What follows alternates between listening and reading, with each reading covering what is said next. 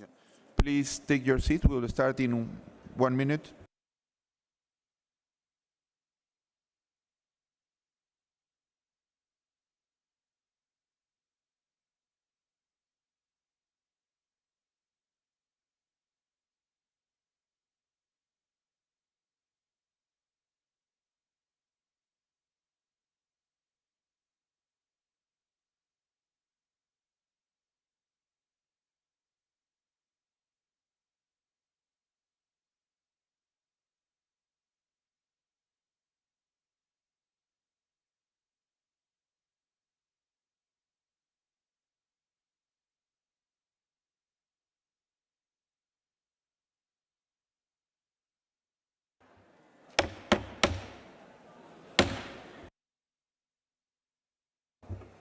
Excellencies, distinguished delegates, ladies and gentlemen, I would like to call to the session to order. I invite delegates to take their seats. First of all, I would like to commend the committee and appreciate very much for your interventions this morning. It was, I consider, a very positive start of our plenary session. I am grateful for the impactful remarks offered by His Excellency, the President of the Republic of Kenya, during our opening segment, as well as the inspiring remarks from the Executive Director and our Executive Secretary. I have informed that there is one member state that would like to intervene on behalf of a group of member states. Is the case of Iran, so I'll give the floor to Iran. Then we will continue with state members' interventions. Iran, you have the floor.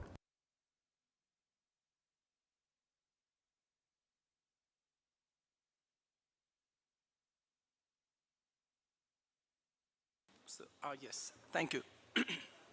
Thank you, Mr. President. I have the opportunity to read this statement on behalf of the like-minded group on agenda item 4 of this session concerning the zero draft.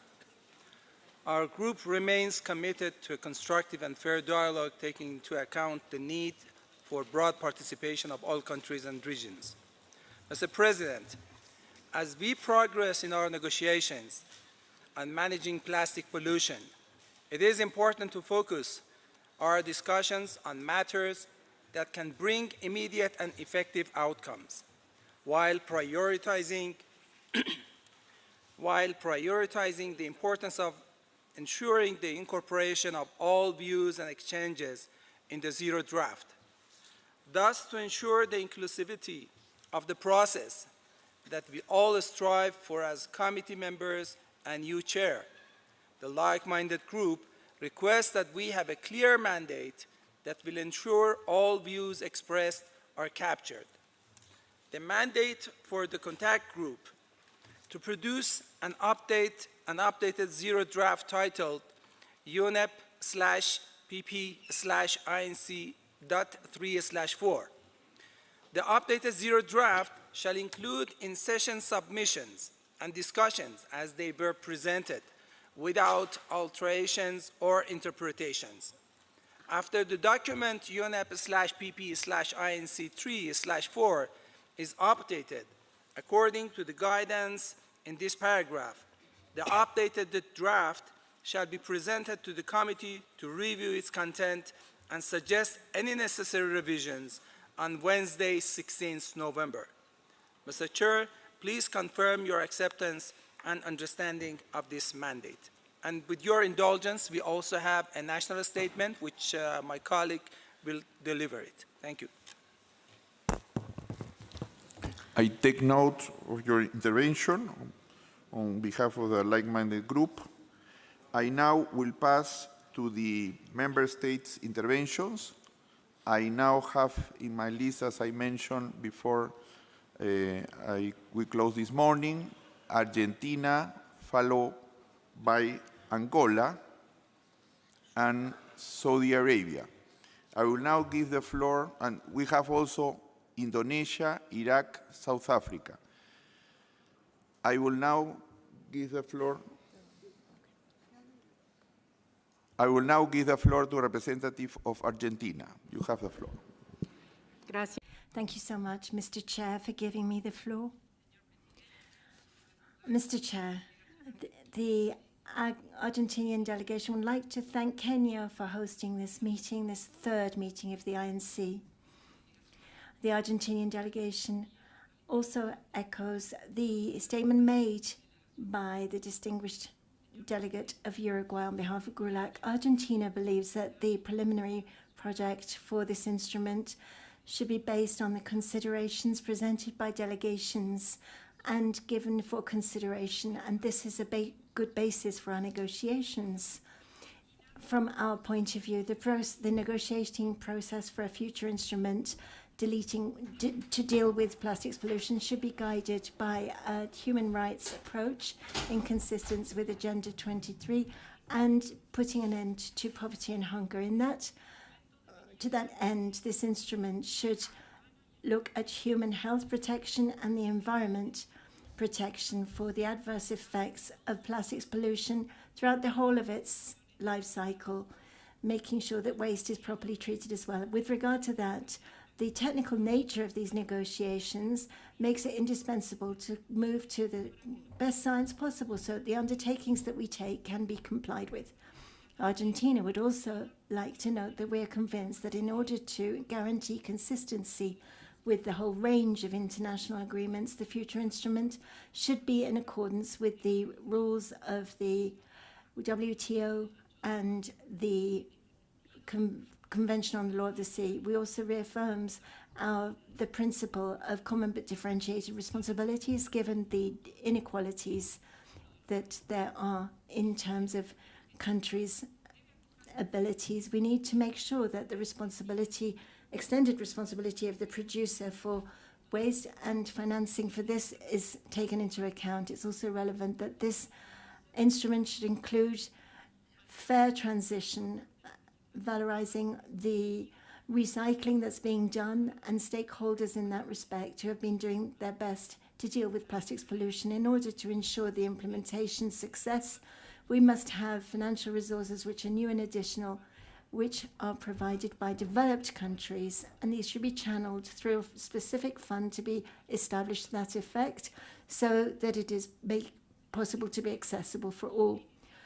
We would like to urge that the negotiation for this instrument takes place as quickly as possible, and therefore we support the 3 contact groups that are being proposed. Argentina hopes that in this third meeting we'll be able to conclude the preliminary reading of the instrument, and that the next one will allow us a mandate.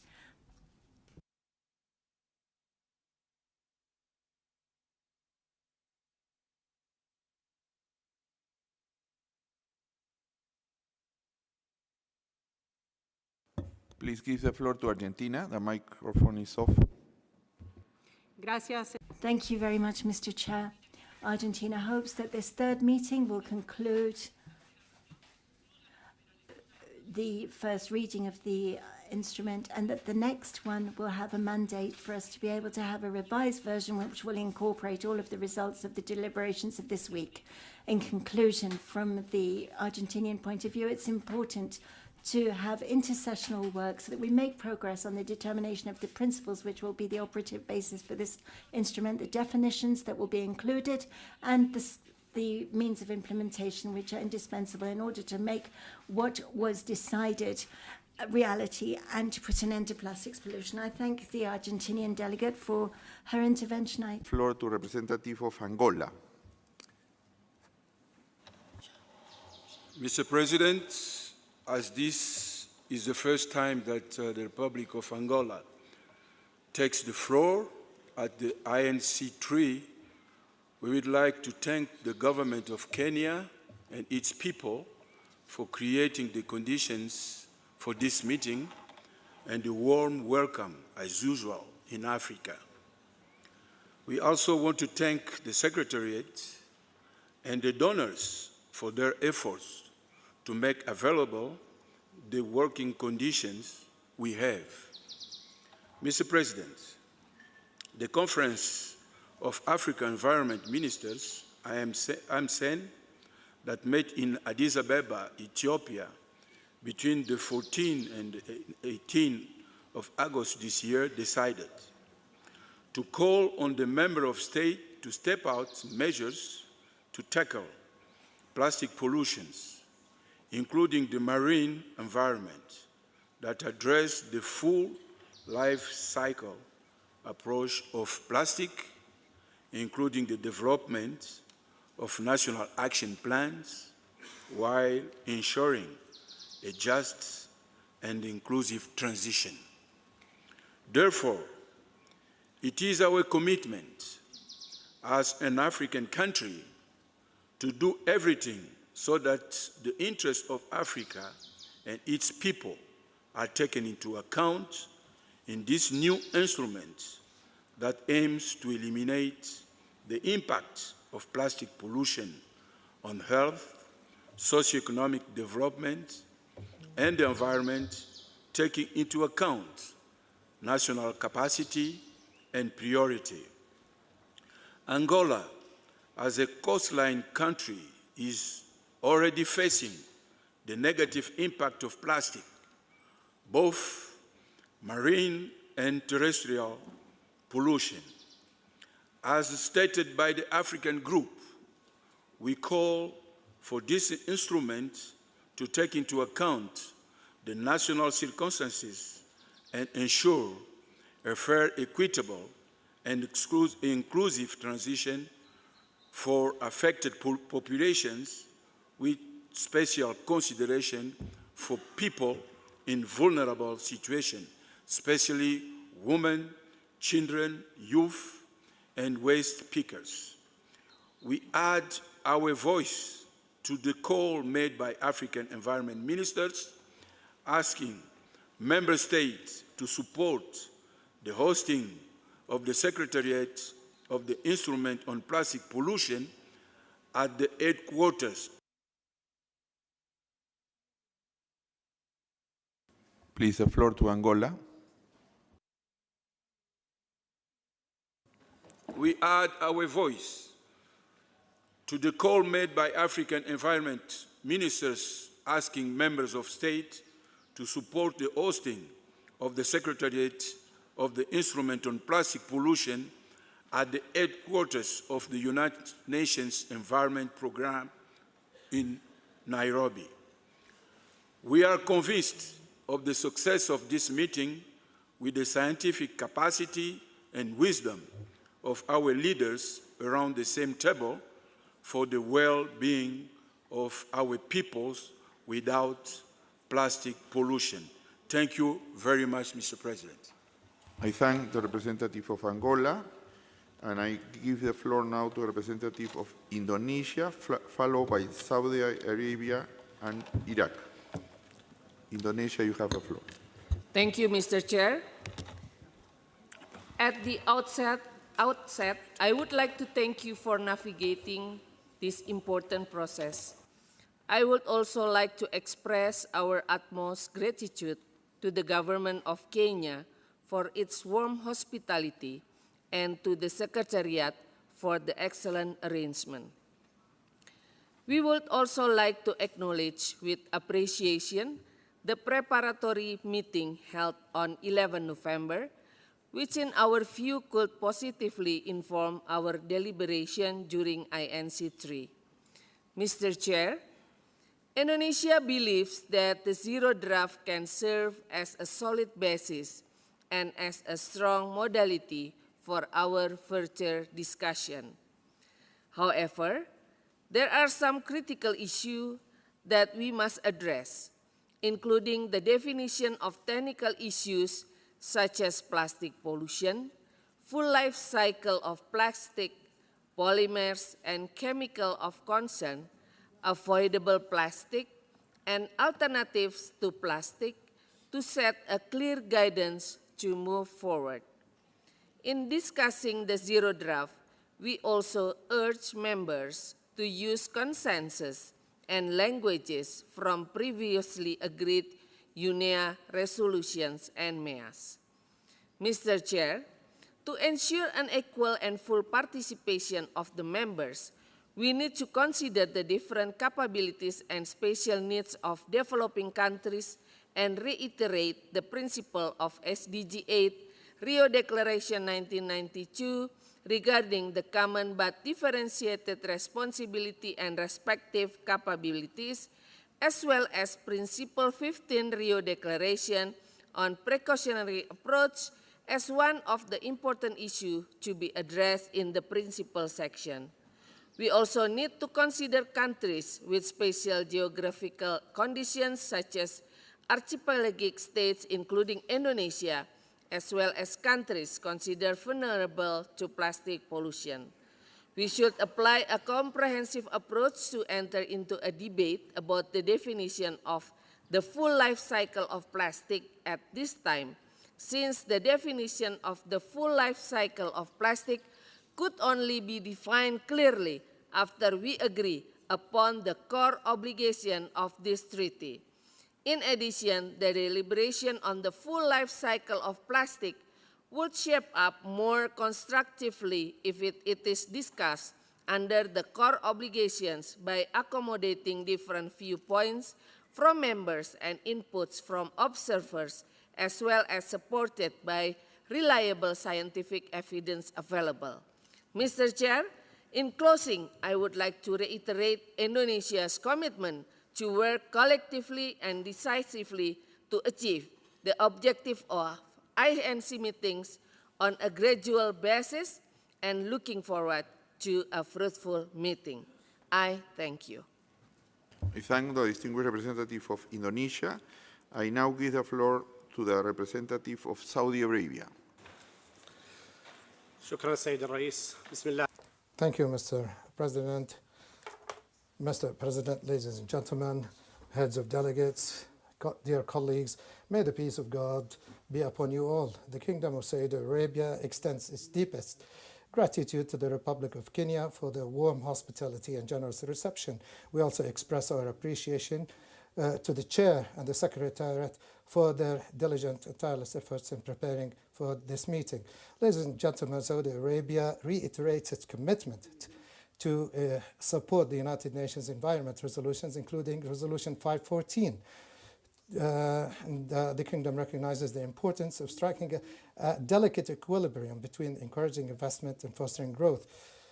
And we also call for the support of investments and growth without imposing excessive burdens on producers that could impede productivity. Mr. President, our primary task in this meeting is to reach tangible results and live up to the challenges that facing everybody based on our capacity to innovate. Our ambitions should be limited to one confirmed single set of criteria. We need to base our efforts on a common strategy to achieve our long-term goals. Our duty, Mr. Chair, is not to belittle our objectives. We need to live up to the challenges and to contribute to the global effort so that we can make progress and achieve a balance between the interests of all state parties. Therefore, we think that we must address the current zero draft text. It is clear that this draft lacks the needed balance, and this has to be part of our negotiations. It is important that we work together in order to come up with a draft text that is be balanced and that be a sound basis for our negotiations. So I believe that drafting our text should be based on the interest of all. We need to bolster common trust. So based on our interest to preserve the environment and with the upcoming COP in Dubai, and keeping in mind to maintain the 1.5 degree level, we need to include all sectors, including energy transitions, as well as climate change and adaptation, and to put an end to poverty. So it is important that we protect our societies and our economy. It is important that sustainable development is key to helping preserve our environment and help us mitigate and adapt on the basis of available technology and resources. It is important that we come up with a sound approach to manage our wastes in order to preserve the environment. We need to live up to the provisions of the draft text. We need to set up contact groups in order to continue our discussions and to discuss the statements that, during this session. We need also to come to an agreement to an amended text. It is important that the contact groups continue to work in tandem with the meeting of the committee. We would like to congratulate United Arab Emirates for the future hosting of COP28. I wish the committee all success in drafting a text that will lead, or drafting an instrument that would put an end to plastic pollution. Thank you. Representative of Saudi Arabia. I will now give the floor to representative of Iraq, followed by Brazil and Colombia. Iraq, you have the floor. السيدات والسادة أصحاب السعادة الوفود الكرام جميعا السيد رئيس لجنة Thank you so much, Mr. Chair. كينيا حكومة وشعبا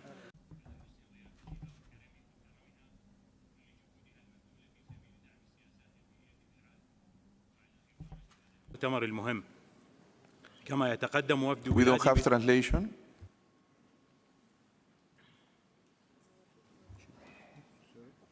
Sorry? Please. Can you hear me, sir? Can you hear me, sir? Can you hear the interpretation, sir? Now, yes, please. We would like also to thank the chair of INC and all the members, as well as the secretariat, for all the efforts that are being made to hold this conference, to bring it to complete success. Mr. President, as Iraq looks forward to active participation in the work of our conference in a spirit of high desire to achieve tangible progress, seeking to achieve our objective goals related to eliminating plastic pollution and protecting human health and the environment and biodiversity from all the real risks. My delegation also expresses its readiness to engage in all necessary technical and legal discussions in a high spirit of flexibility, with a view to reaching a consensus formula that serves all parties and to reaching an agreement that takes into account the circumstances of different countries on the basis of correct scientific basis that takes into account all economic and social circumstances and repercussions. It has to lead to directly achieving the desired goal without any failure and away from any obstacles. My delegation affirms the second and seventh principles of the Rio Janeiro principles of 1992, which relate to the sovereign right of countries to exploit their natural resources in accordance with their environmental and development policies and on the basis of the common but differentiated responsibility in accordance with the contribution of each party, taking into account the circumstances of each country. We think that these two principles are extremely important in order to reach the success that we all are yearning for. We agree with everyone on the seriousness of this, of plastic pollution and on the necessity of addressing it. It is, we know that there are many difficulties related to managing waste, but we have to take into consideration the circumstances of the countries, especially in the areas where we have cross-country rivers and cross-border rivers. It is important that we protect these rivers from the plastic particles. It is important to adopt the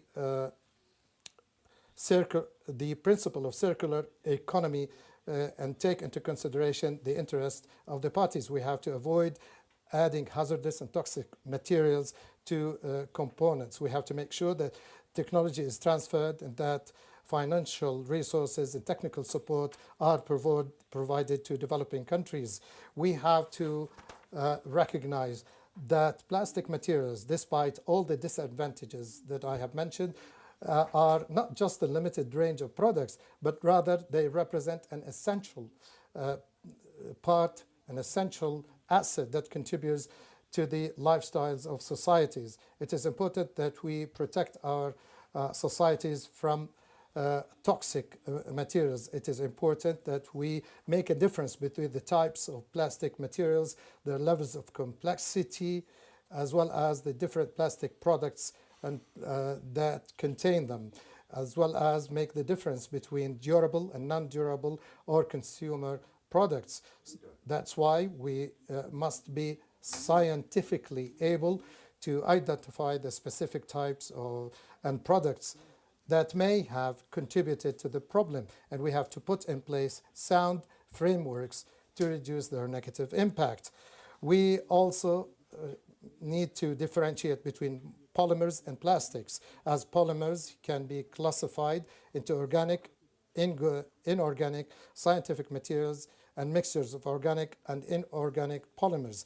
They can be classified according to their physical properties into elastic plastics, fibers, and thermoplastics. Organic polymers, including proteins, carbohydrates, and DNA, perform important functions.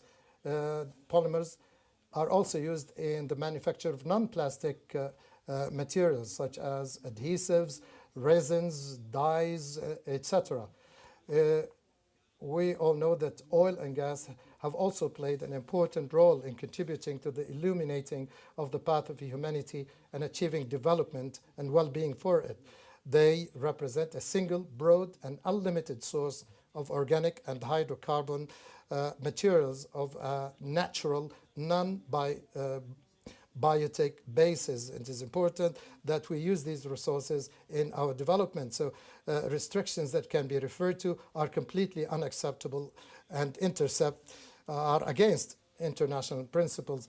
Thank you very much, Mr. President. Thank the distinguished representative of Iraq. I now give the floor to representative of Brazil, followed by Colombia and Peru. Thank you, Mr. Chair. As it is the first time my delegation takes the floor, I would like to thank the government of Kenya and UNEP for hosting us this week in Nairobi for such an important meeting. I would also like to thank Uruguay for speaking on behalf of GRULAC. Brazil reaffirms its commitment to an ambitious, legally binding instrument to end plastic pollution, including in the marine environment, with a view to protecting the environment and human health. This reflects the commitment of our government to the environment, to public health, to the protection and promotion of human rights, and from a broader perspective to sustainable development in its social, economic, and environmental dimensions. In that spirit, we thank you, Mr. Chair, for providing a zero draft for our agreement.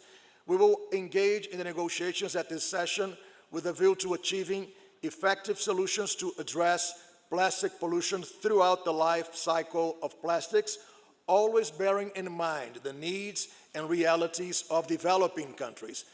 We want to contribute as much as possible to solutions that effectively lead us to sustainable waste management accessible to all developing countries, EPR schemes, and activities that promote reuse, recycling, and repair of plastics and plastic products, legacy plastic, including in the marine environment, just transition, and the variety of issues that are already included in the zero draft. Still bearing in mind the conditions of developing countries, we particularly thank you for your sensibility to the size of our delegations and our proposal to avoid more than 2 contact group meetings or more than 2 informal consultation meetings across INC at the same time. Mr. Chair, We firmly believe that the implementation of the instrument will be successful if implemented through the lens of sustainable development. The broad issues we are dealing with in these negotiations should be interconnected with all Agenda 2030 Sustainable Development Goals.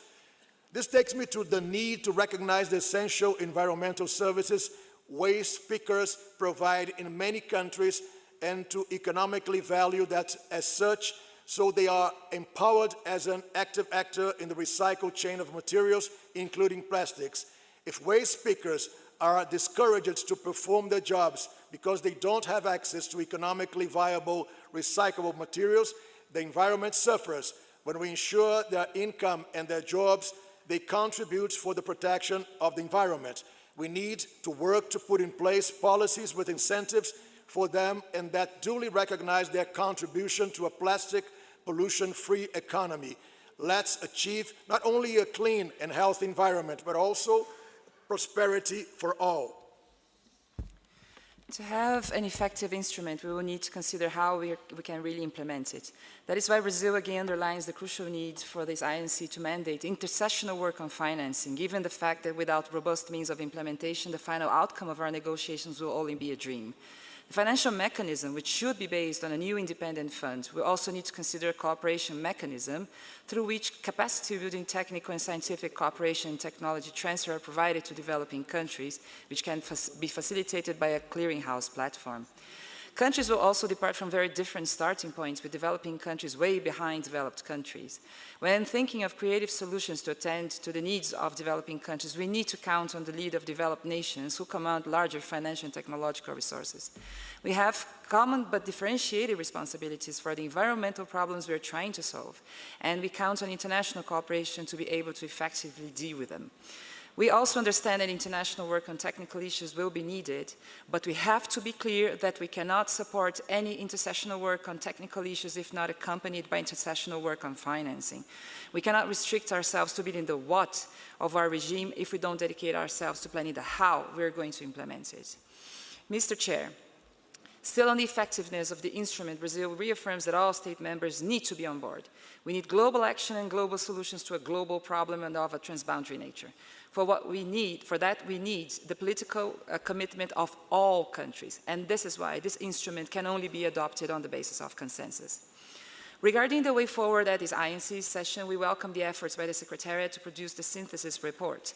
As we have already pointed out in our preparatory meeting, there is a broad debate about this document, and at this point, we need to reserve our position on any text that may be reflected in a new draft stemming from the report, because we're still consulting on it. We also need to refer to the options on possible provisions on trade-related measures, because any rules we might consider must be aligned with Principle 12 of the Rio Declaration, which states that trade policy measures for environmental purposes should not constitute a means of arbitrary or unjustifiable discrimination or a disguised restriction on international trade. Such discriminatory measures tend to lead to undesired economic effects that are in turn conducive to undesired environmental effects as well. These are only general initial points on the work we will engage on under item 4. We will manifest our positions in more detail suggested by you in your reflection note in the contact groups which will be established in this meeting. Thank you. I thank the distinguished representative of Brazil. Le doy la palabra. I now give the floor to the representative of Colombia. Thank you very much, Mr. Chairman. Colombia aligns with the words given by Uruguay on behalf of GRULAC and the high-level ambition statement. We would also like to take this opportunity to thank the Republic of Kenya for its hospitality and for hosting this present session. We'd like to thank you as well, Mr. Chairman, and the Secretariat for having so responsibly set up this negotiation on the zero draft negotiating document. During this meeting, we will participate constructively in the debates in the different contact groups so that we can work on the text for the instrument with the most important priorities. We need to establish the objectives and the standards which are common, which will oblige all states parties so the impacts of cross-boundary pollution by plastics is taken into account and can be prevented, mitigated and remedied in a time that will allow us to guarantee the implementation measures so that countries are able to make the most ambitious moves. And secondly, on this, we need to be able to look at the failures in the whole cycle of plastics. And this will require provisions that are based on precaution and acting early so that we do not have so much pollution and the negative effects on the environment and human health are stayed. We need to make sure that the instrument as well provides tools to mobilize finances throughout the whole of the plastics value chain, and prevention and remediation of pollution is taken care of. We must also make sure that this instrument recognizes and make sure that those who for many years have talked to us about circular and sustainable economy, the recyclers who have worked so hard, and their potential should be considered in many of the provisions, including those relating to the use of recycled material, the extended producer responsibility, investment in infrastructure and technology for waste management, research, technical and financial assistance. As far as scientists are concerned, that they should set up the details necessarily relating to chemicals and plastics so that that supports us in our decision making and allow us to make this instrument useful. And as far as indigenous peoples are concerned, as well as local communities, which in Colombia includes a large number, and our farmers, so that they are valued for their systems of knowledge throughout the whole of the production patterns and consumption patterns. Thank you so much. I thank the distinguished delegate of Colombia, says the chair. I now give the floor to the distinguished representative of Peru, followed by the representative of Pakistan and Fiji. I'd like to recall to delegations, please do send us your statements through the electronic email address that was on the screen, as the interpreters are struggling with the speed of these texts without the text. Good afternoon, everyone. We would like to begin by thanking the presidency of our country and to lead the Intergovernmental Negotiating Committee 3. It's very important to recognize the progress that's been made so far by Peru and by other countries. However, it's necessary to note that fighting against pollution, plastics pollution, represents an enormous challenge still. And therefore, we need to work urgently and establish a legally binding international instrument that will allow us to find the necessary investments with clear rules and which can be implemented across all countries, as well as making sure that there are no leaks of plastics. We are at the ideal moment to make sure that the circular economy and recyclers can be included in a holistic manner, which includes the necessary measures that are binding and specific in order to deal with the whole of the problem relating to plastics pollution, taking into account the following approaches: prevention, to be applied throughout the whole of the life cycle of plastics through better design and proper yield of plastics so that their life can be extended, and that we make sure as well that we promote proper labeling with the aim of eliminating plastic pollution in the environment, considering all of the bodies of water, including rivers and lakes. We must make sure that we manage waste properly and that there is extended producer responsibility, and with a fair transition for recyclers that should be cross-cutting. Education information should be provided and funds should be given as well for development of new technologies for the end of plastics pollution. In my capacity as Minister of the Environment in Peru and President of the Forum of Ministers for the Environment in Latin America and the Caribbean, which supports all of this process, and recognizing the interest shown by all parties, this is a great opportunity which will allow us to develop proper ways in which to deal with plastics pollution and to consolidate the transition to a circular economy which is fair and includes all of the recyclers and with a territorial focus. It's also important to make progress on the zero draft so that we can have a consensual agreement before the end of this week. I thank you so much, Mr. Chairman. I thank the distinguished delegate to Peru. Give the floor to a representative of Pakistan, followed by Fiji and Jordan. Pakistan has the floor. Thank you, Mr. Chair. Pakistan would like to associate itself with the statement made by the Asia-Pacific Group. We would also like to appreciate for developing zero draft for discussion. As we know that use of plastic is unavoidable in every sector of life, starting from medical, textile, packaging, electronics, aviation, home appliances, consumer product, industrial machinery, agriculture, and so on. However, plastic pollution has become a global crisis due to mismanagement by the government, producer, and other relevant stakeholders. It has broader implications for developing countries due to increased consumption and lack of capacity to manage plastic waste. Mr. Chair, we would like to share that Pakistan has taken different measures to curb the menace of plastic pollution. Recently, our government approved single-use plastic prohibition regulation in June 2023. Pakistan is executing National Plastic Action Partnership as part of Global Plastic Action Partnership under the World Economic Forum platform. NPAC brings together actors from government, private sector, civil society, and the plastic waste management ecosystem to leverage in-country data on the plastic challenge today and plan for evidence-based intervention that combat plastic pollution. Pakistan is also implementing a plastic-free rivers and seas for South Asia project with the cooperation of South Asia Cooperative Environment Program and with the support of World Bank. The objective of PLEASE project is to strengthen innovation and coordination of circular economy solution to plastic pollution flowing into South Asian states. Mr. Chair, Pakistan would like to support and discuss Part 1 of Zero Draft regarding preamble, objective, definition, and scope, which is already part of Basel and Rotterdam Convention. However, we are unable to see any reference of principle in BRS Convention and Minamata Convention. In Part 2, we need more clarification regarding primary plastic polymers.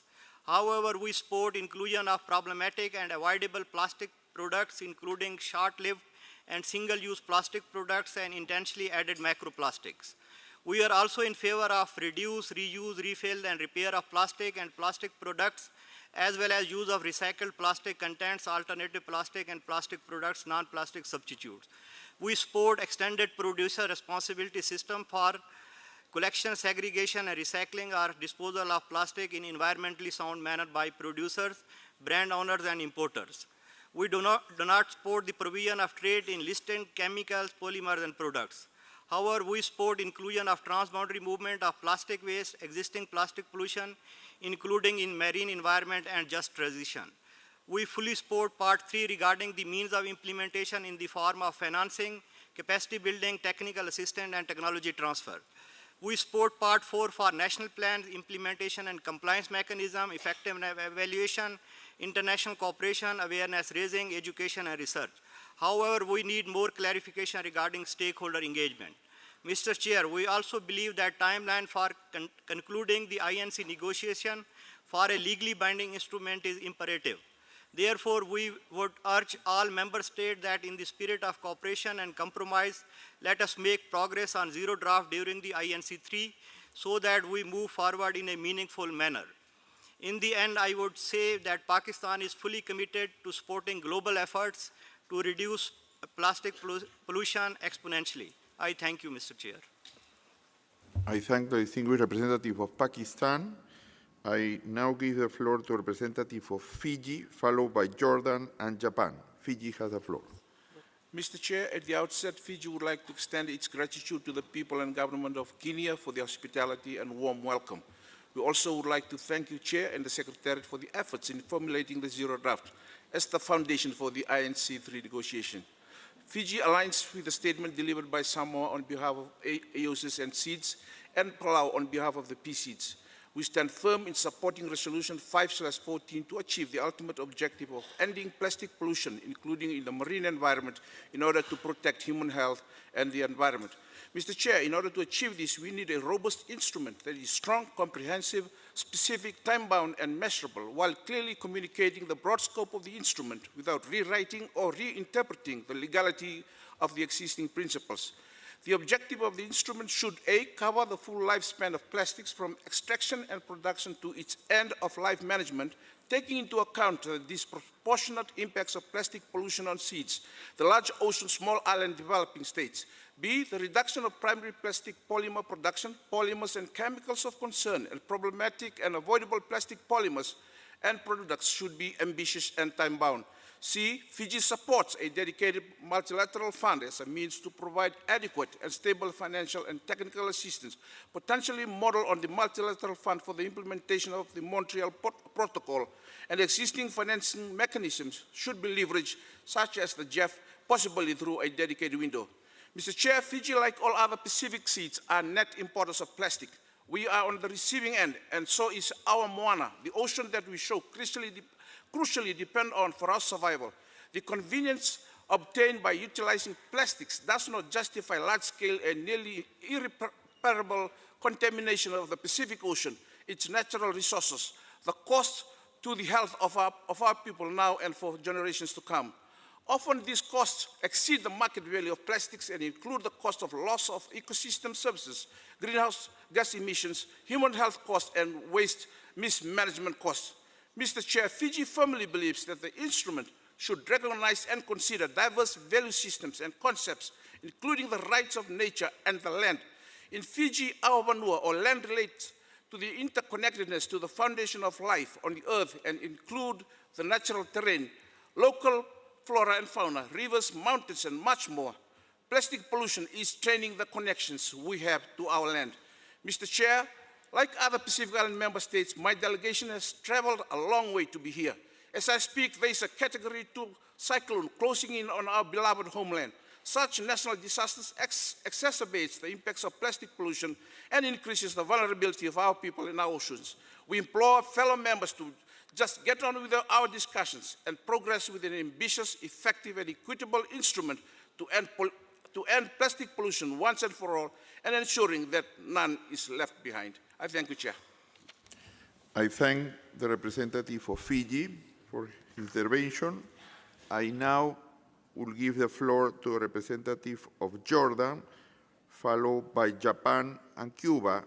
I will encourage member states to present their speeches in as is possible slow pace in order for our interpreters to follow precisely. So I will give now the floor to the representative of Jordan. In the name of God, the merciful, the compassionate, Chairman, ladies and gentlemen, good afternoon to all. I'd like to start by conveying my gratitude to Kenya,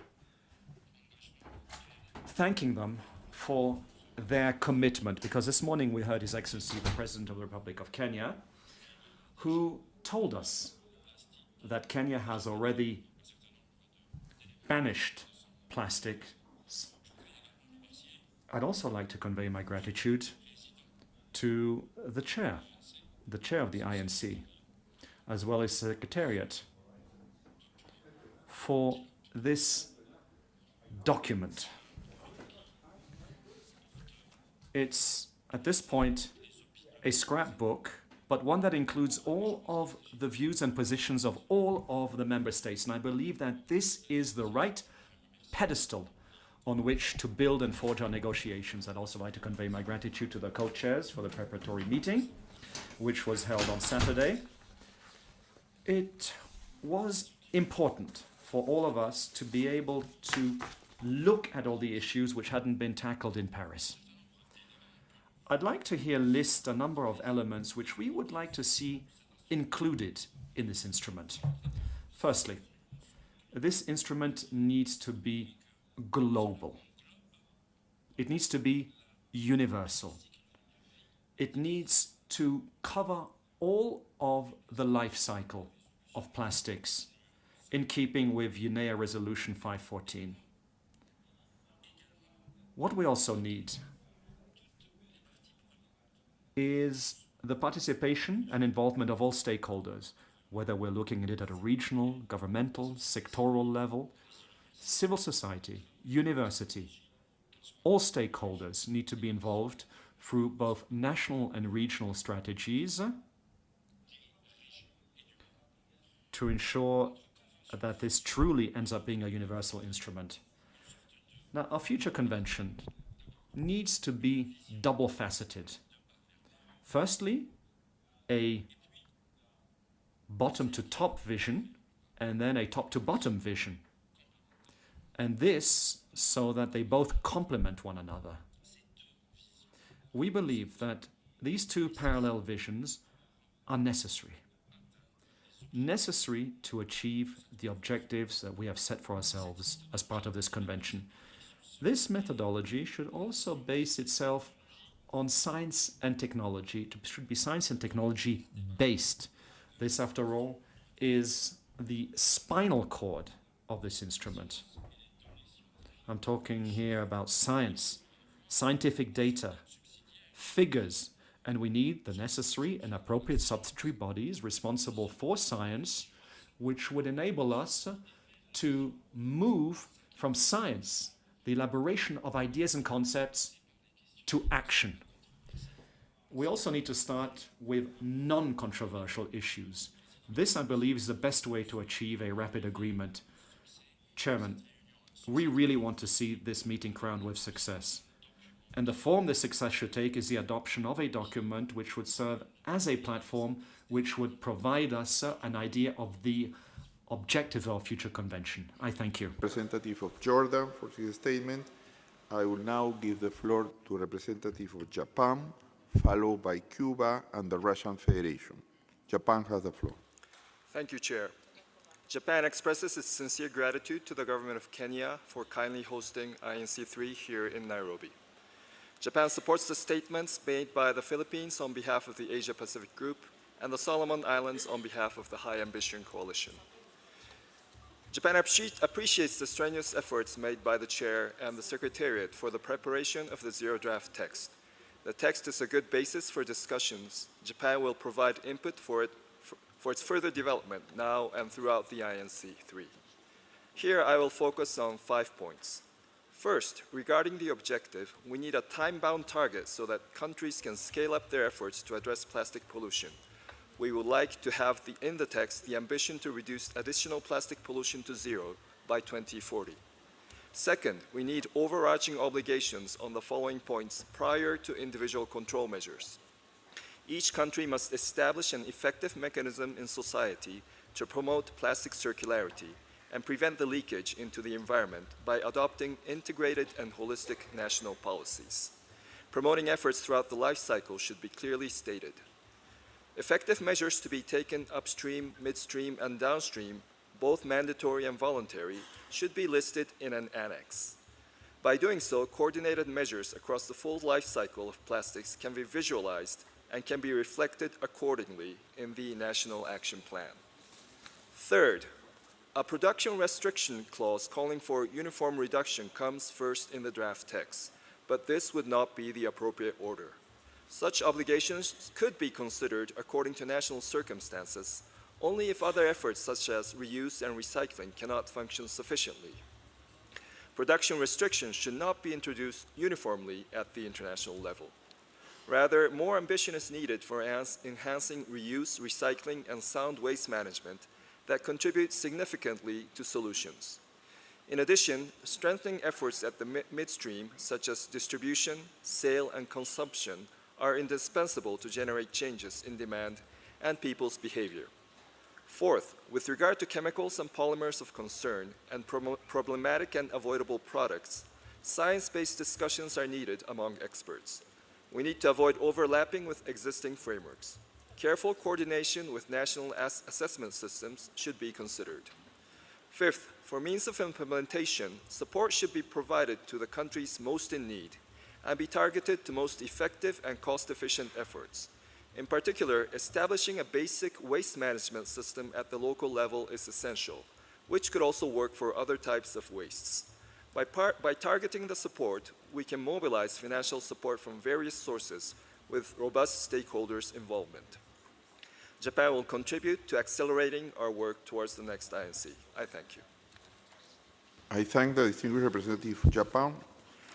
I now give the floor to a representative of Cuba, followed by the Russian Federation and Nigeria. Cuba tiene la palabra.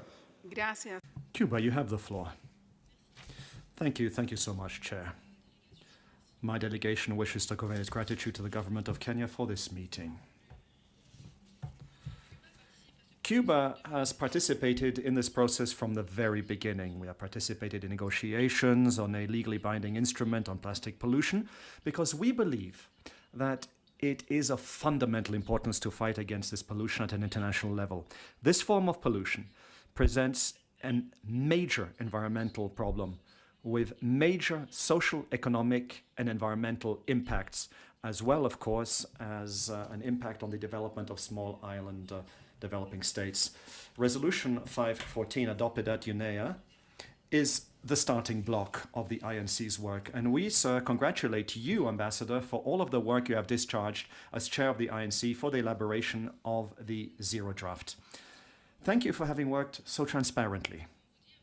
It behooves us to say, when we refer to transparency, that we believe that the Zero Draft doesn't reflect all of the points and views which were mentioned during the first two sessions of the INC. Various options have been proposed in this Zero Draft,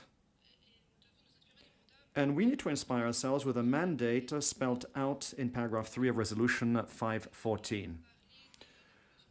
We should talk about plastic pollution as well as the trade in plastic, because this can have economic impacts on our countries.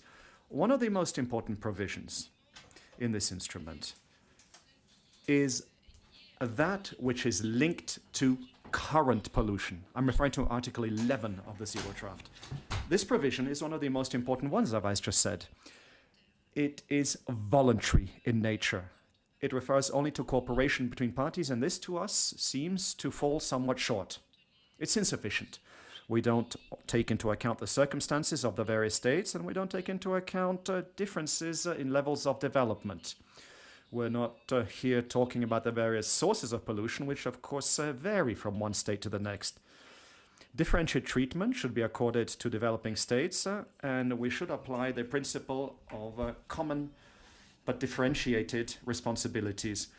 We know that these elements are all part and parcel of negotiations, and certain delegations have one point of view, others harbor different ones, but we need to make progress in these negotiations to elaborate an instrument, and we should reach agreement on a text which would encompass all of the positions of all states and which would contain concrete wording proposals. We need to work on this text, which will represent all of the points of views of all of the members, rather than interpretations of the individual positions which we heard. Otherwise, we will face the same problem at INC-4. We'd also like to echo what was said by Iran on behalf of the group that they represent.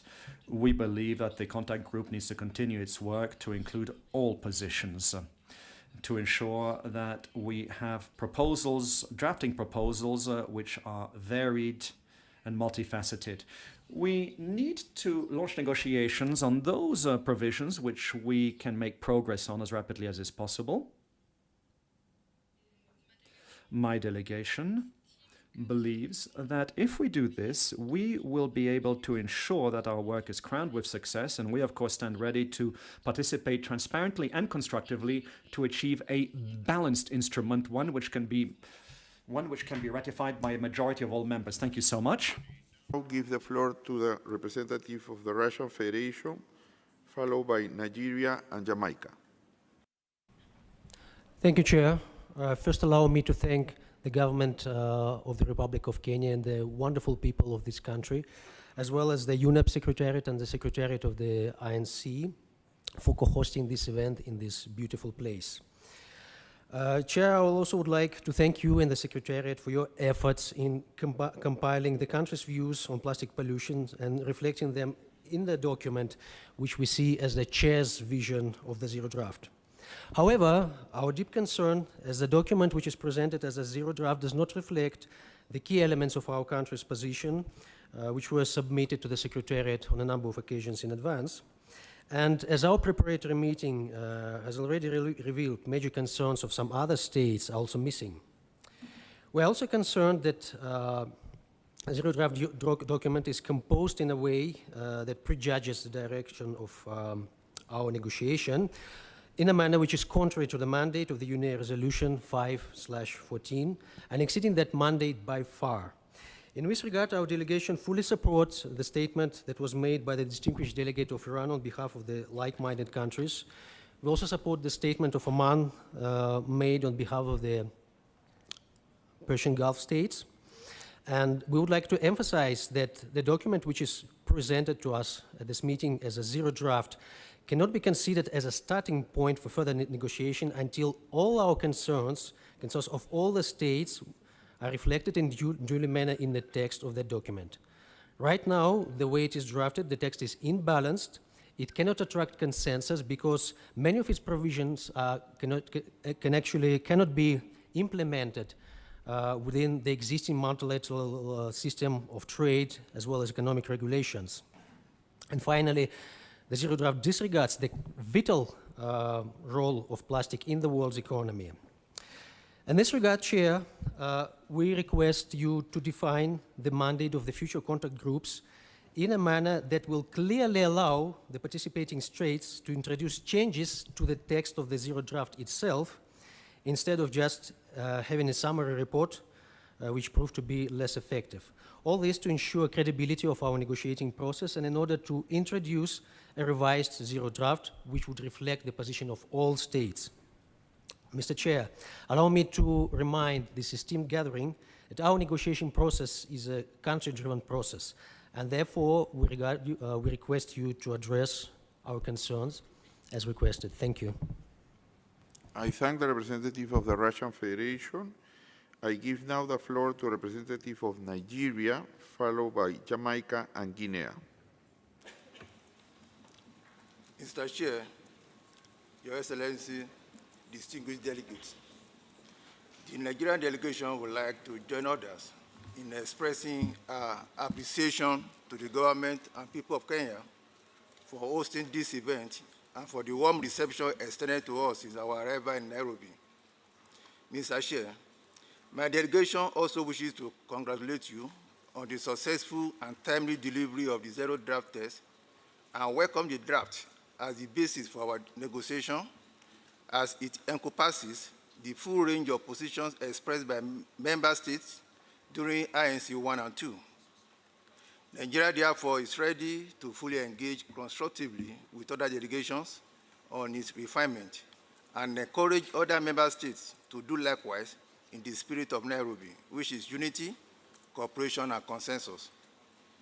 Mr. Chair, my delegation aligns itself fully with the African Group statement as delivered by Ghana and re-emphasize that for the plastic treaty to be successful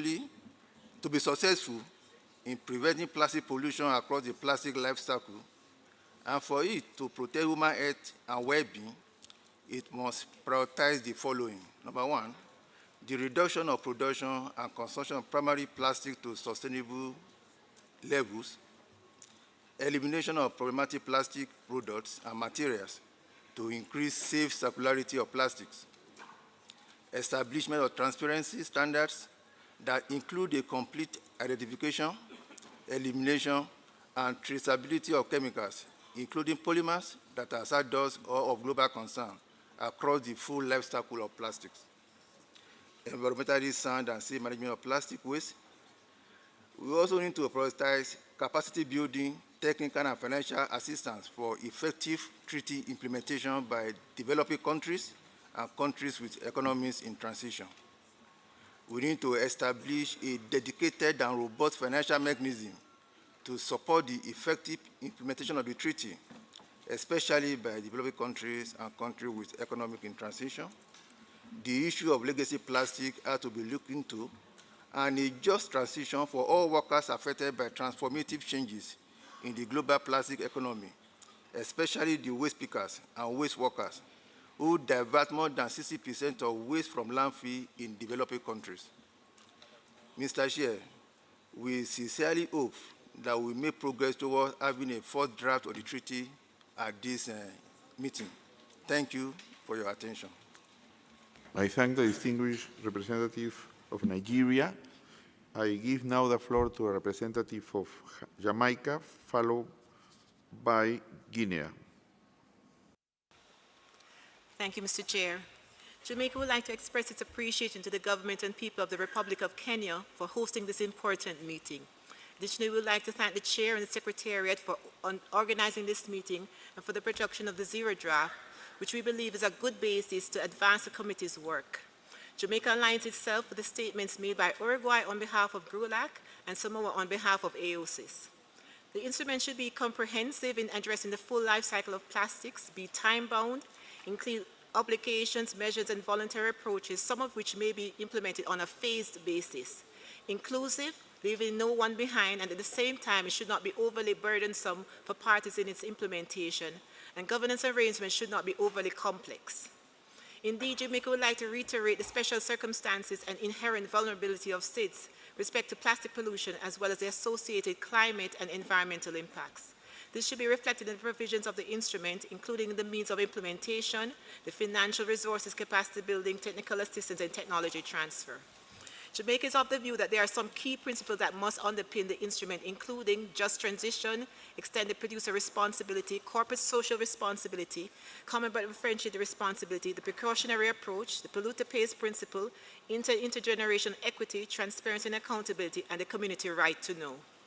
Additionally, key concepts such as the sustainable consumption and production, circularity within economies, resource efficiency, science-based data and information and research, and elimination of hazardous chemicals associated with plastics and plastic products must be mainstreamed throughout the instrument. Given the nature of the plastic pollution crisis, the instrument must encourage partnerships and proactive engagements of all stakeholders, including the private sector, as well as action at all levels and across all sectors in support of the fulfillment of the objective of the instrument. Cooperation and coordination with key international chemicals-related conventions and frameworks, as well as the multilateral environmental agreements which deal with climate change and biodiversity, will be key. This is to ensure the success of the instrument, as well as to avoid duplication and take on board best practices and lessons learned. We also recognize the importance of ensuring the provisions of the instrument should not contradict but be complementary to the relevant rules adopted by international multilateral organizations that deal with trade, public health, and labor. There should be particular focus on workers in the plastic sector as well as waste pickers with a view to improving their working conditions and health, given due consideration to the epidemiological studies required. Jamaica is in the process of developing its blue economy, which already contributes 20% to the country's GDP. Addressing plastic pollution in the marine environment is of paramount importance as we work to facilitate the further growth and development of the blue economy, to provide greater economic opportunities, as well as social inclusion to advance the country's development while ensuring environmental sustainability. There must be greater investment by governments and the private sector in providing easily accessible, affordable, and environmentally friendly alternatives to plastics and plastic products. Additionally, scientific research and innovation will be required to support the development of these alternatives, as well as the establishment of criteria for the identification of chemicals of concern used in the manufacture of plastics and plastic products. This will be particularly important for SIDS, who are net consumers of plastics and plastic products. We look forward to actively engaging in this week's discussions on the matters that are being negotiated by the committee, and we strive towards fulfilling the mandate outlined in Resolution 514. Thank you, Mr. Chair. I thank the distinguished representative of Jamaica. I will now give the floor to representative of Guinea, followed by Singapore and Georgia. Merci, Monsieur le Président. Thank you so much, sir, for having afforded me the floor. Each and every one of you being here with us today. Before we get started, we will want to express our sincere appreciations to Kenya government, INC Secretariat, and all who generously helped to make this gathering a success. We will not have done it without you. Our speech is in line with the Declaration of African Group. Plastic pollution is a global problem, and it wrecks on oceans, land, and the environment.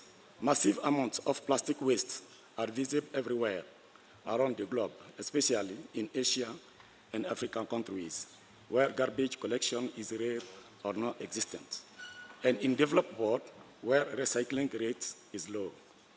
Mr. President, unmanaged disposal of plastic waste have harmful effect on animals, including humans, and this trend is getting worse every year.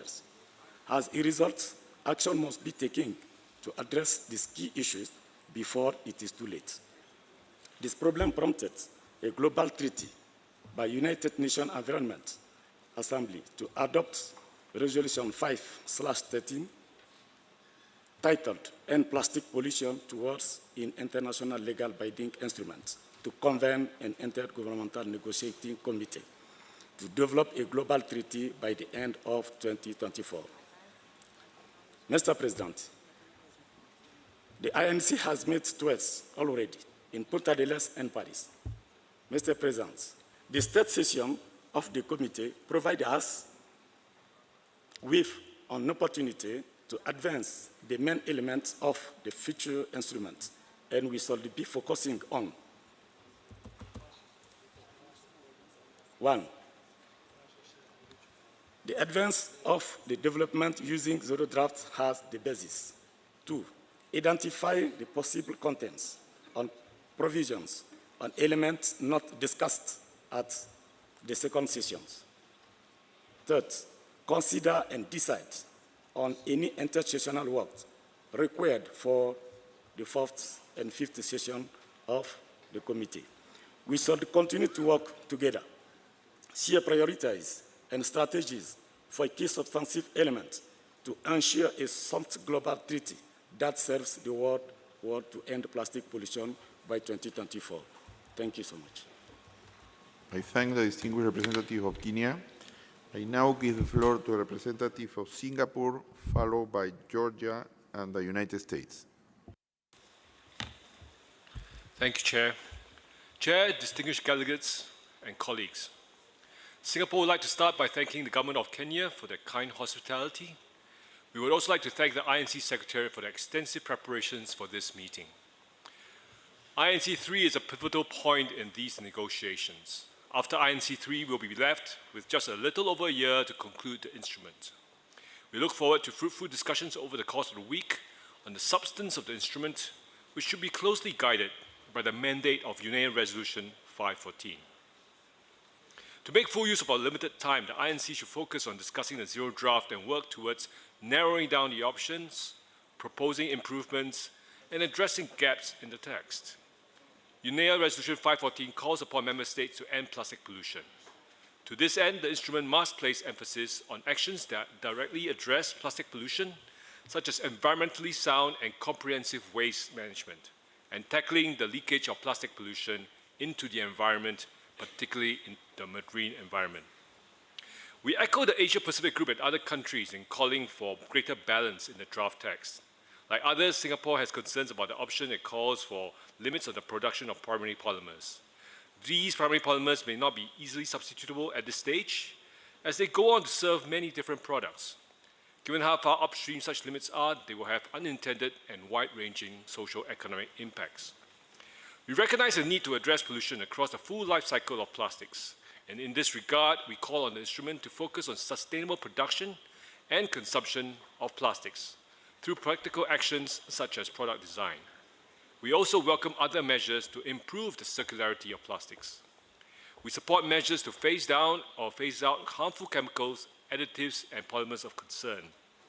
The instrument should also emphasize progressive demand-side measures, such as introducing and promoting safe, sustainable, and economically viable plastic substitutes, and allow for adequate transitionary time for economies to adjust.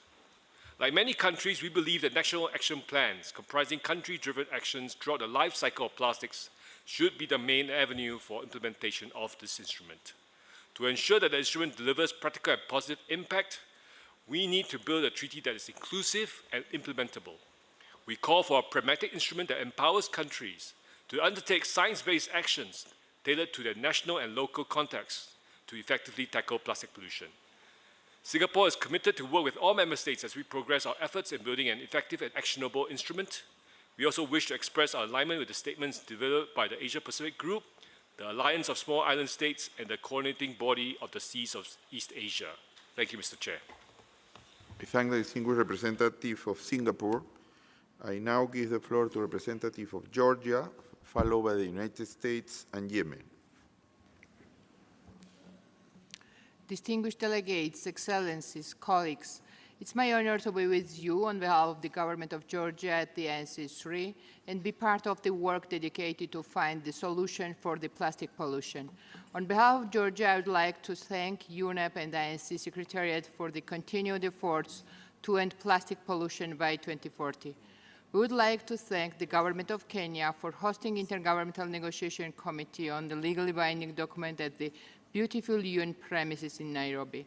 We believe that legally binding document for us, for the countries with economic in transition, will create new possibilities, new capacities, improvements in the sound management of plastic waste, which will contribute to the circular economy development and to the improvement of the environmental standards and approaches. We believe that Zero Draft is a good starting document for the further negotiation. Thank you, Chair, for your efforts. We have now opportunity to come up with some of the missing parts in the Zero Draft, and we will move forward to work on that. We are committed to work towards plastic pollution throughout the life cycle approach and sound management of the waste. We will believe that extended producer responsibility approach is appropriate and useful to involve private sector accordingly and find solutions for financing full life cycle of plastic. We are open to considering EPR scheme and specific details to national action plans.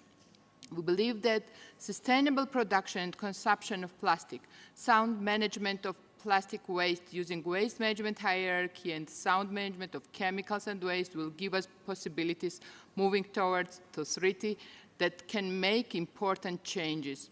We are requiring strong scientific background and synergies with the legally binding instruments, MEAs such as BRS Convention and others.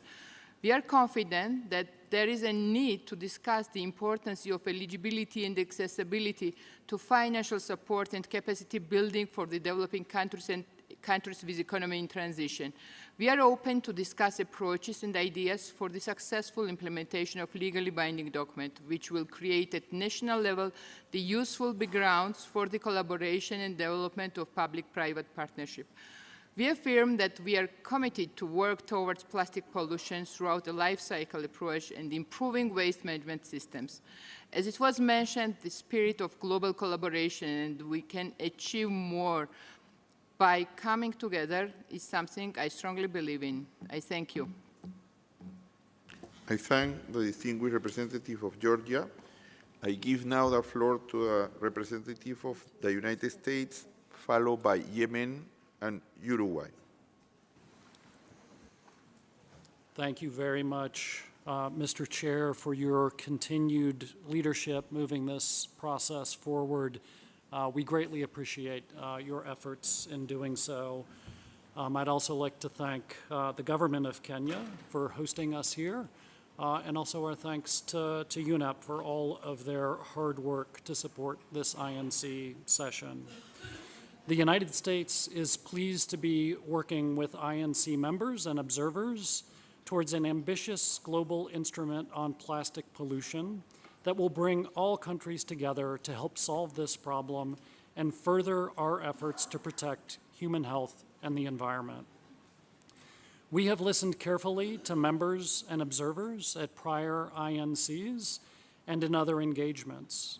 We have heard many constructive ideas and proposals on how to seek global change through this instrument.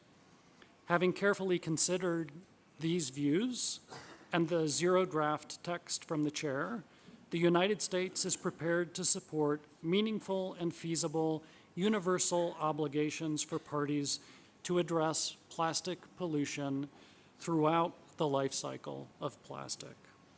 We have a number of ideas for such obligations that we intend to bring forward at INC-3 and we look forward to discussing them and hearing feedback. With that said, let me turn to this specific item and say that we are very appreciative of the efforts of the chair in developing the zero draft text. The INC's request for a consolidated document was not an easy one to fulfill, and our chair has delivered us what is needed to move the discussions forward at this meeting. The start of text negotiation marks an important milestone because it shifts the INC's focus from general concepts to specific provisions of a future instrument. Important progress towards our collective goal of having a final text by the end of 2024. The United States supports using zero draft text at INC-3 to progress our discussions on the understanding that INC members may wish to propose additions, deletions, and modifications that would be treated on an equal basis to the zero draft. There should be no presumption in favor of any particular wording from the zero draft over alternative approaches proposed by INC members. And this should be clear in the mandate given to the contact groups. Ideally, we'd expect that the INC-3 outcome will be a working draft text reflecting the negotiations this week, which INC-3 would decide to forward to INC-4 for consideration there.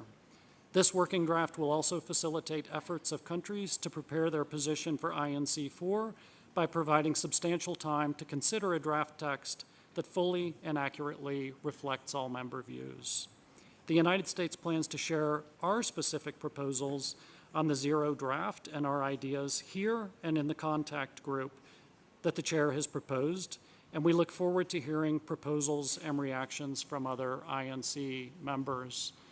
And finally, Mr. Chair, I would just say we again thank the Secretariat for putting together the synthesis report. We thank colleagues for the very constructive discussion on Saturday. Our own goal would be to move forward to the extent possible to advance these issues that were in the synthesis report, to move us towards draft text that countries can begin to negotiate. We are very open-minded on how best to do that and welcome a discussion in the contact group to further progress these discussions in that direction. Thank you very much, Mr. Chair. I thank the distinguished representative of the United States. I will now give the floor to the representative of Yemen, followed by Uruguay and Cameroon. Yemen has the floor. Thank you. Thank you. Since this is the first time you take the floor, I would like to congratulate you, Mr. President, for chairing this meeting. I also would like to thank the government of Kenya for all its preparations that led to our participation in this meeting. I would like to thank UNEP for the excellent organization.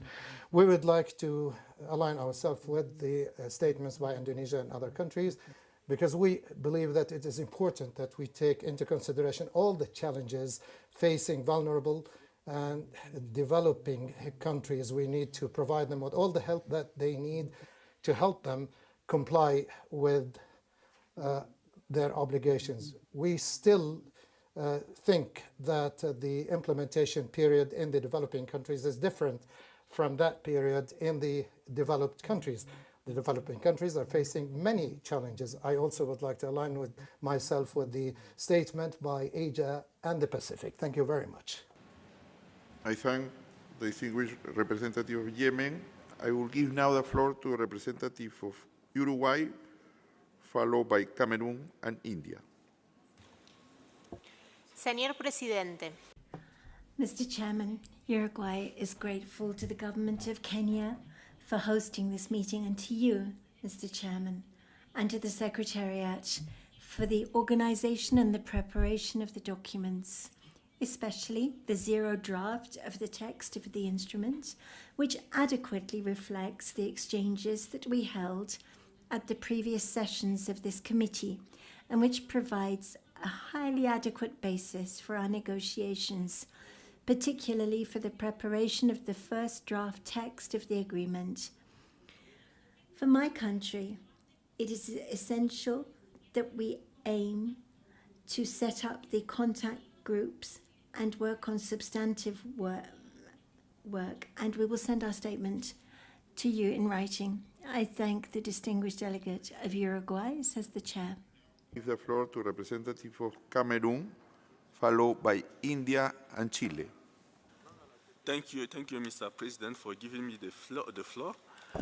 My delegation aligns itself with the statement delivered by the distinguished representative of Ghana on behalf of the African Group. À titre national, qu'il me soit permis de saluer le...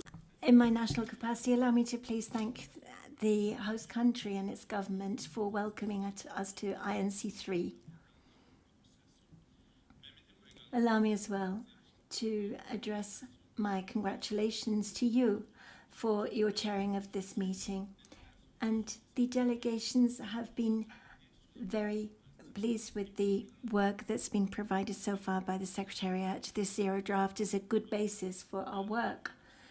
The synthesis report, including its summary, are both very useful documents for our negotiations. We are ready to work in a very constructive manner in the negotiations with all parties concerned. Mr. Chairman, plastic pollution is a scourge for our contemporary society. My country, the Cameroon, has been affected by this phenomenon very harshly. And in order to make transformative progress, Cameroon has been one of the first pioneers in setting up a policy that is ambitious in terms of controlling plastic pollution.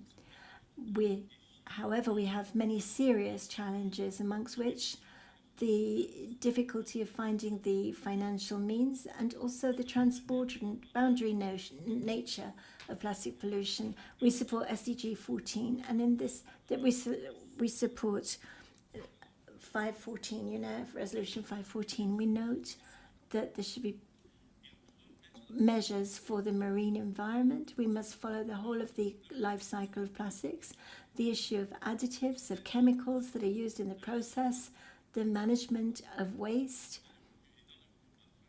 that can be found in the marine environment, and the chemicals of concern, and take into account specific needs of developing countries and the development of alternatives, as well as providing circular economy. We must also add that significant financing must be provided and capacity building provided as well. This instrument should be based on the Rio principles of the polluter pays and common but differentiated responsibilities, enlarged producer responsibility, and the principle of transparency, access to information, and information on the chemicals involved in the composition of plastics. Many efforts have been made, however, much remains to be done.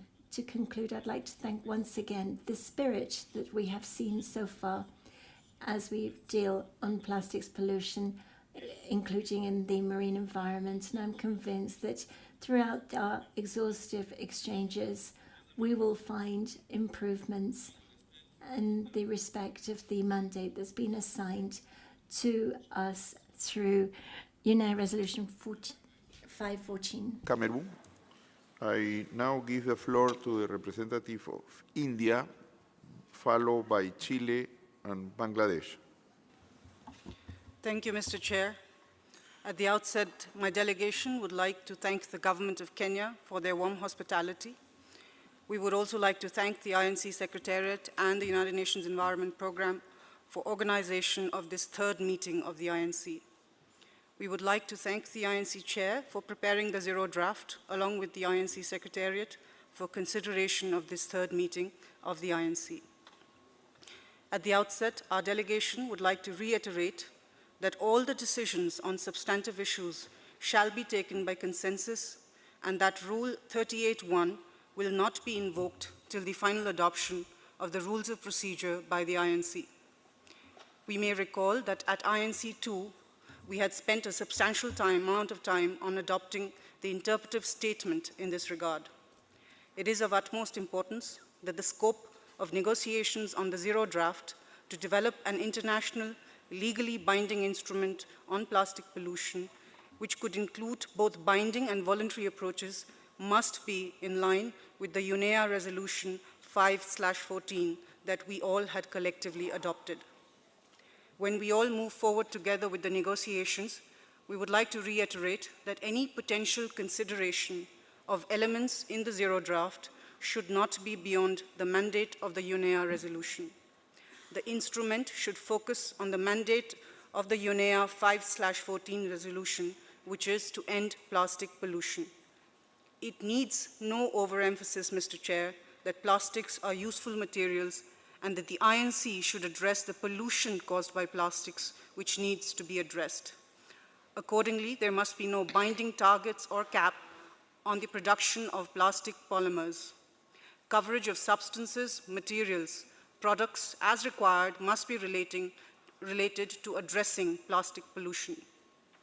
The scope of the instrument should be circumscribed by Rio Principle 12, which emphasizes that trade policy measures for environmental purposes should not constitute a means of arbitrary or unjustifiable discrimination or a disguised restriction on international trade.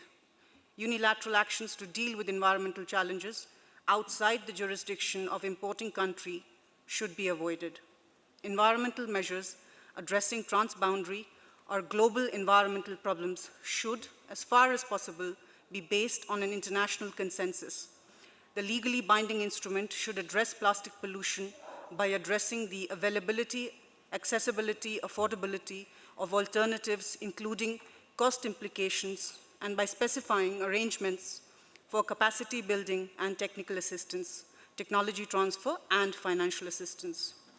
The obligations under the instrument shall be directly linked with the availability of adequate and predictable financial and technical resources for developing countries, and this should be made part of substantive provisions. A country-driven approach needs to be adopted for addressing plastic pollution.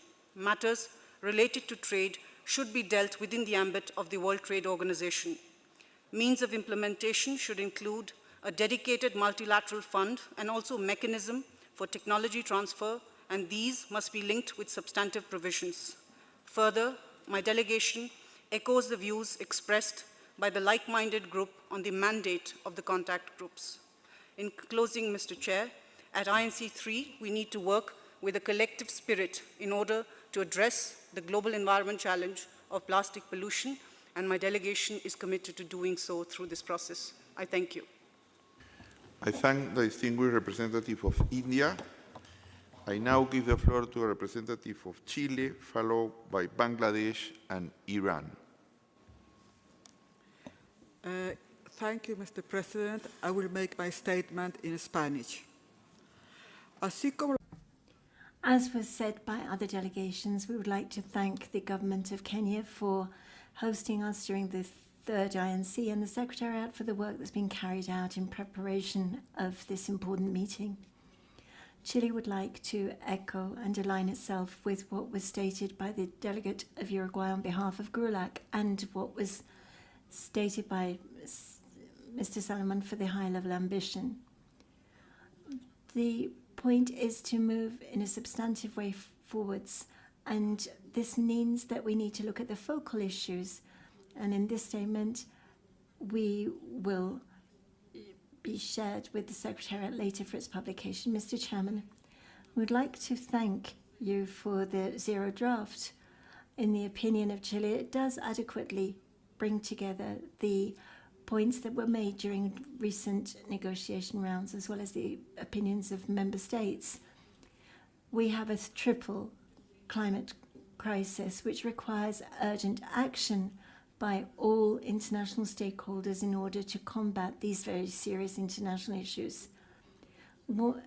A successful implementation would mean that we need to facilitate technology transfer and financial support for developing countries without any distinction. With taking into account their different capacities, Chile believes that this treaty should be carried out in a comprehensive manner and cover the whole of the plastic life cycle and waste management, reduce, reuse, and recycle, and eliminate. plastics pollution. We support firmly the decisions made based on science, and that research should be a part of the process and its implementation so that the instrument can move hand in hand with new discoveries in science. There should be a fair transition which should be done in a cross-cutting manner, and the changes should represent a source of dignified work, leaving no one behind, and take into account vulnerable communities. I would like to highlight the fact that it is important to include the oceans. We have a large coastal area. It's the most extensive in the world, and like many countries, we are directly affected by plastics pollution and negatively affects our marine biodiversity. Mr. Chairman, Chile supports working on this during the intersessional period, and that this be in an inclusive manner with regional contributions and gender equity. It's important that this work can contribute to the establishment of the criteria relating to the concerns in terms of the means of implementation in that regard. And in accordance with inclusivity, Chile recognizes the importance of the scientific community, the civil society, the industrial sector, academia, non-governmental organizations, as well as indigenous peoples. The right to access to information and participation and justice will no doubt support us in our incredibly difficult challenge and to the benefit of everyone. Mr. Chairman, there is a great deal of work still to be done. For that reason, Chile supports the idea of working in contact groups as soon as possible so that they will be able to carry out the first meeting of the zero draft, and we are able to express our different points of view. Thank you so much. I thank the delegate from Chile for her intervention, says the chair. The representative of Bangladesh, followed by Iran and Canada. Respected Chair, Excellency, distinguished delegates, ladies and gentlemen. At the outset, Bangladesh would like to thank the Kenyan government for the hosting the event and also acknowledges the hard work of Secretariat for this beautiful arrangement. Bangladesh appreciates the options and formations that have been provided in the zero draft. We firmly believe that it will be fine-tuned through the active participation of the delegates in the coming days. Dear colleagues, as a member of the Asia-Pacific Group, Bangladesh fully agree with the points raised by our regional group. At the same time, we would like to draw your attention to the most important necessity of the downstream countries. Dear friends, as you all know, that plastic can easily cross the administrative boundary without any intervention. It has been observed that plastics coming from upstream countries to downstream countries through international rivers, causing the devastating impact to the human health and ecosystems, including the adjacent marine environment. Since downstream countries have been suffering a lot and compelled to allocate a significant amount of money from its annual budget to manage this pollution, so they deserve more attention compared to other countries with general needs. I repeat, as usual, support may not be sufficient. Dear delegates, it is easily understandable that high-income or upper-middle-income countries may have the technical and financial competency to solve the issue, whereas lower and lower-middle-income downstream countries are in serious problem of intercepting those plastic load, thus resulting the pollution of adjacent marine environment. In this regard, we have submitted a non-paper proposal to the Secretariat. Mr. Chair, since Contact Group 3 is assigned to solve the undiscussed issues of INC-2, therefore, Bangladesh asks to consider this very important issue to be discussed in that group. That's all from our side. Thank you. I thank the distinguished representative of Bangladesh. I will now give the floor to a representative of Iran. Thank you, Mr. Chair. Distinguished President, at the beginning of my statement, we wish to associate ourselves with the statements by the like-minded group as well as the Cuba and Russian Federation. Mr. President, we strongly support to address the merits of plastic together with inefficient plastic waste management in our strive. While being ambitious, we should be realistic in designing the future instrument, definition of its scope, and the core obligation, avoiding manipulation of reports and technical data and analysis which should be verifiable. Further, the negotiation process, preparation of documents, and the arrangement for the meetings should ensure a fair and equal participation of all member states and make sure that in making our efforts and decisions, nobody is left behind. The future instrument should specifically promote environmentally safe and sound management of plastic waste, address the legacy plastic and circular economy, and identifying, limiting, and finding alternatives for highly potential pollutant applications and recovery options, instead of focusing on plastic raw materials production and its upstream levels. The instrument should also recognize that polymers and plastic are fundamental methods for sustainable economic growth. There is a need to fairly understand that plastic polymers are not pollutants, and plastic pollution arises from unsustainable patterns of consumption and mismanagement of discarded plastic products. On designing and implementation of the future instrument, following a bottom-up approach together with representing and taking into account the principle of CBDR are indispensable. The instrument should recognize a clear differentiation in implementation between developed and developing countries. It should also respect the sovereign right of states to exploit their own resources and addresses the objectives of the instrument based on the facilitative and supportive approach. We insist the INC meeting is not the proper place to address trade issues which are totally beyond its mandate, and trade policy measures for environmental purposes should not constitute a means of arbitrary or unjustifiable discrimination or a restriction on international trade. The instrument should provide for an effective and adequate financial mechanism to deliver future and facilitate technology transfer to all developing countries. On the zero draft, we strongly believe that any negotiation text in this respect shall be based on the Union resolution methods. Present elements representing various countries and regions and follow a fair and balanced approach.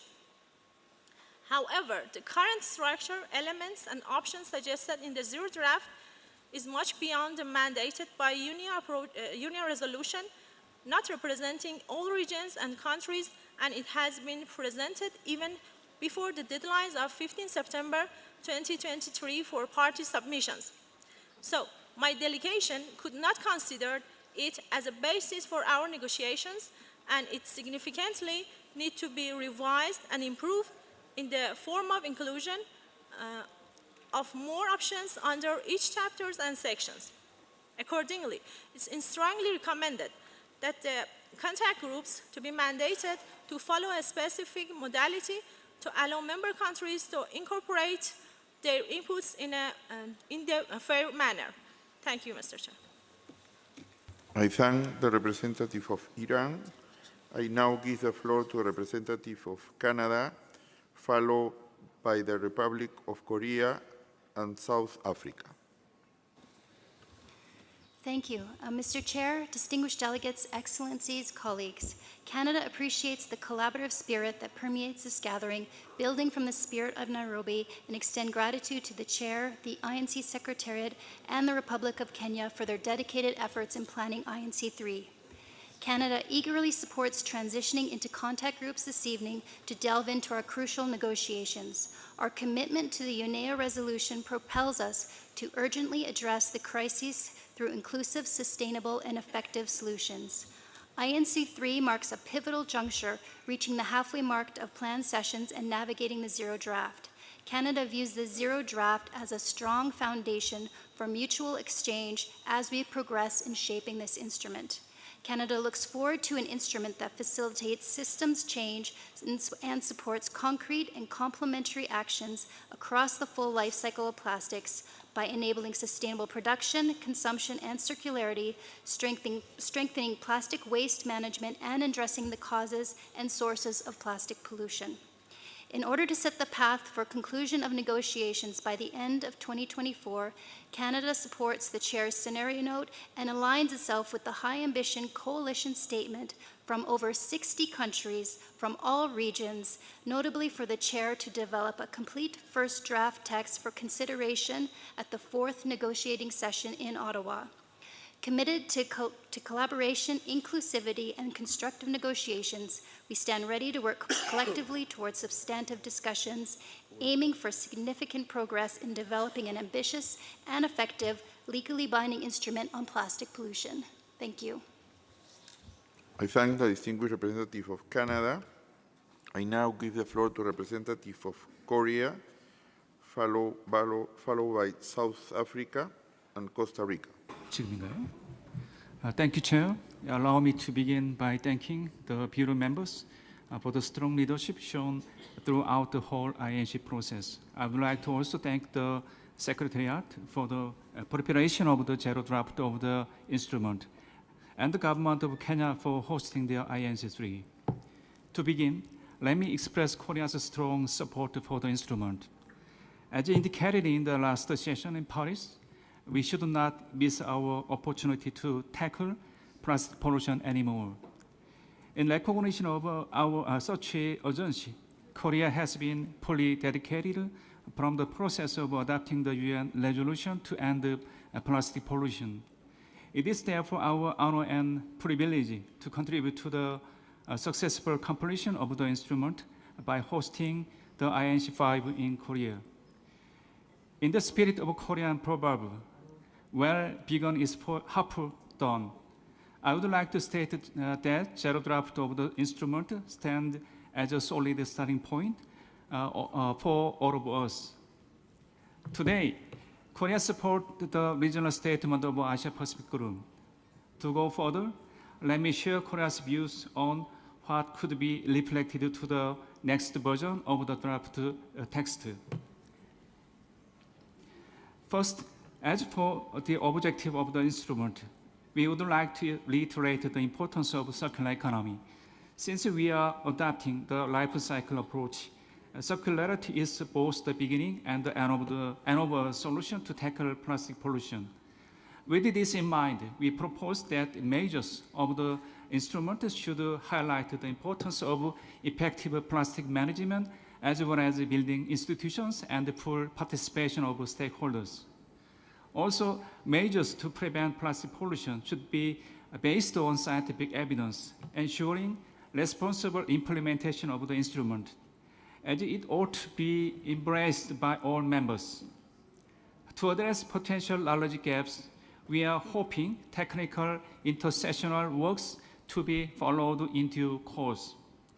Third, the instrument should build on the progress made by existing multilateral environment agreement, avoiding duplication with them. Fourth, matters regarding national plans and financing should be determined in full consideration of their feasibility. We know from past experiences that delivering on goals is more important than setting them. In achieving global environment goals, implementation should be supported with an adequate level of financial resources through the effective use of existing financial arrangement. We have long and intense rounds of negotiation ahead of us. Given the time constraint of our negotiation process, I suggest we focus our discussions on substantive elements for effective decision-making.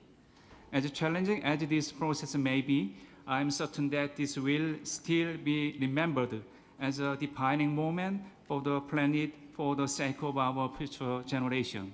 Thank you. I thank the distinguished representative of Republic of Korea. I give now the floor to representative of South Africa, followed by Costa Rica and Turkey. Thank you, Mr. Chair. South Africa would like to extend gratitude to the government and people of Kenya for the warm hospitality. South Africa further extends gratitude to you, Chairperson of the INC, for leading and working with the INC Secretariat on delivering the zero draft. South Africa aligns with the statement delivered by Ghana on behalf of the 54 Africa Group member states. South Africa calls for a scope that is holistic and addresses the full life cycle of plastic with a clear goal of ending plastic pollution. On plastic polymer production, it is critical that sustainable development remain at the center of this instrument. Sustainable consumption and production patterns as underpinned by Sustainable Development Goal 12 are key to sustain the livelihoods of current and future generations pursuant of environmental and development goals. On chemicals and polymers of concern, the precautionary approach principle has to underpin the measures, and it is critical that there is transparency, tracking, and sharing of information about the chemicals used in plastic production, given the various applications of plastics, including food contact applications. The methods or criteria for justifying the concern need to be informed by an evidence-based approach. On problematic and avoidable plastic products, South Africa supports a science-based approach in the development of the criteria to identify this problematic and avoidable plastic products at the global level. On extended producer responsibility, in 2020, South Africa operationalized the polluter pays principle and introduced extended producer responsibility obligations for plastic packaging and electrical and electronic equipment, amongst other products. South Africa supports mandatory extended producer responsibility for plastic products as part of the controls to end plastic pollution. On just transition, South Africa calls for cooperation in the eradication of poverty as an indispensable requirement for sustainable development in order to decrease the disparities in human development and better meet the needs of the majority of the people of the world. It is critical that our efforts in ending plastic pollution should promote and facilitate a fair, equitable, and inclusive transition. Special consideration of vulnerable groups is at the center of South Africa's considerations. Workers, including waste pickers, derive livelihoods from the plastic value chain, including from the management of plastic waste. On means of implementation, including a financial mechanism, the special situation and needs of developing countries should be given special priority. It is necessary that the developed countries acknowledge the responsibility that they bear in the international pursuit of sustainable development and embrace the operationalization of the Rio Principle of common but differentiated responsibilities through a new dedicated financial mechanism. This new dedicated financial mechanism would ensure that we have predictable, sustainable, adequate, and accessible financial resources that would assist in ending plastic pollution, especially for developing countries. In conclusion, the South African delegation acknowledges that there is more that still needs to be done during these INC negotiations and as part of the intersessional process towards INC-4. The South African delegation stand ready to work with the committee members and stakeholders to make a significant impact on ending plastic pollution. Thank you. I thank the distinguished representative of South Africa. Ahora le doy. And now I give the floor to the representative of Costa Rica. followed by Turkey and Bahrain. Thank you so much, Excellencies, ladies and gentlemen. Good afternoon. Mr. Chairman, since this is the first time that we are taking the floor, we would like to thank the government of Kenya for its great hospitality and its commitment to the negotiating process of INC. We align ourselves with the statement made by Uruguay on behalf of GULAG and those of the Solomon Islands in terms of the High Ambition Group.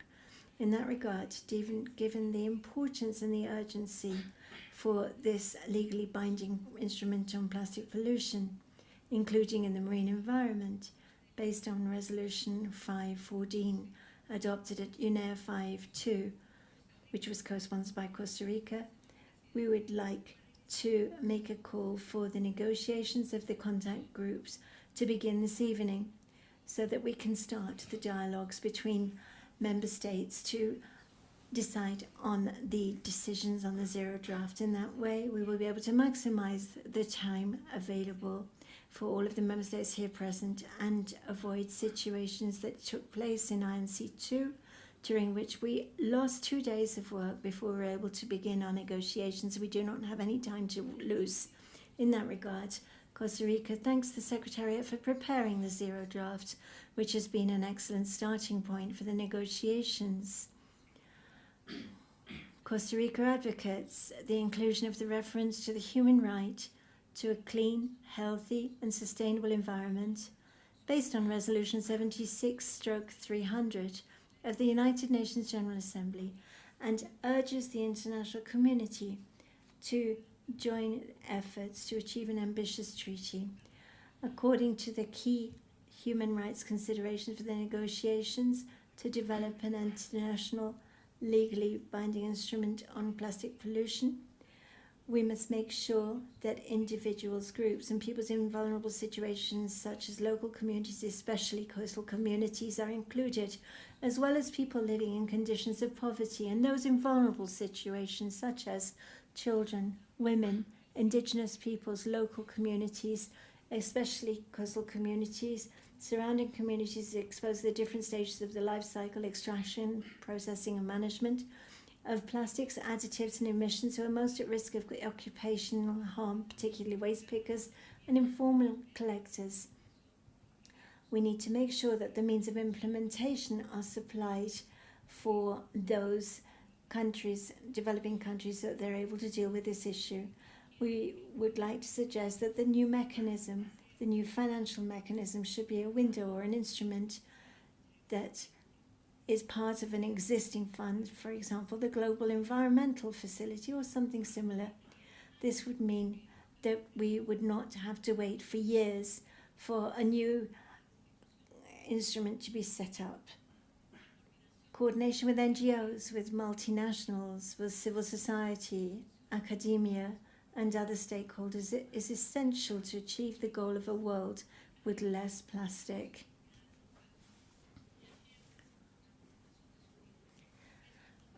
And United Nations programs.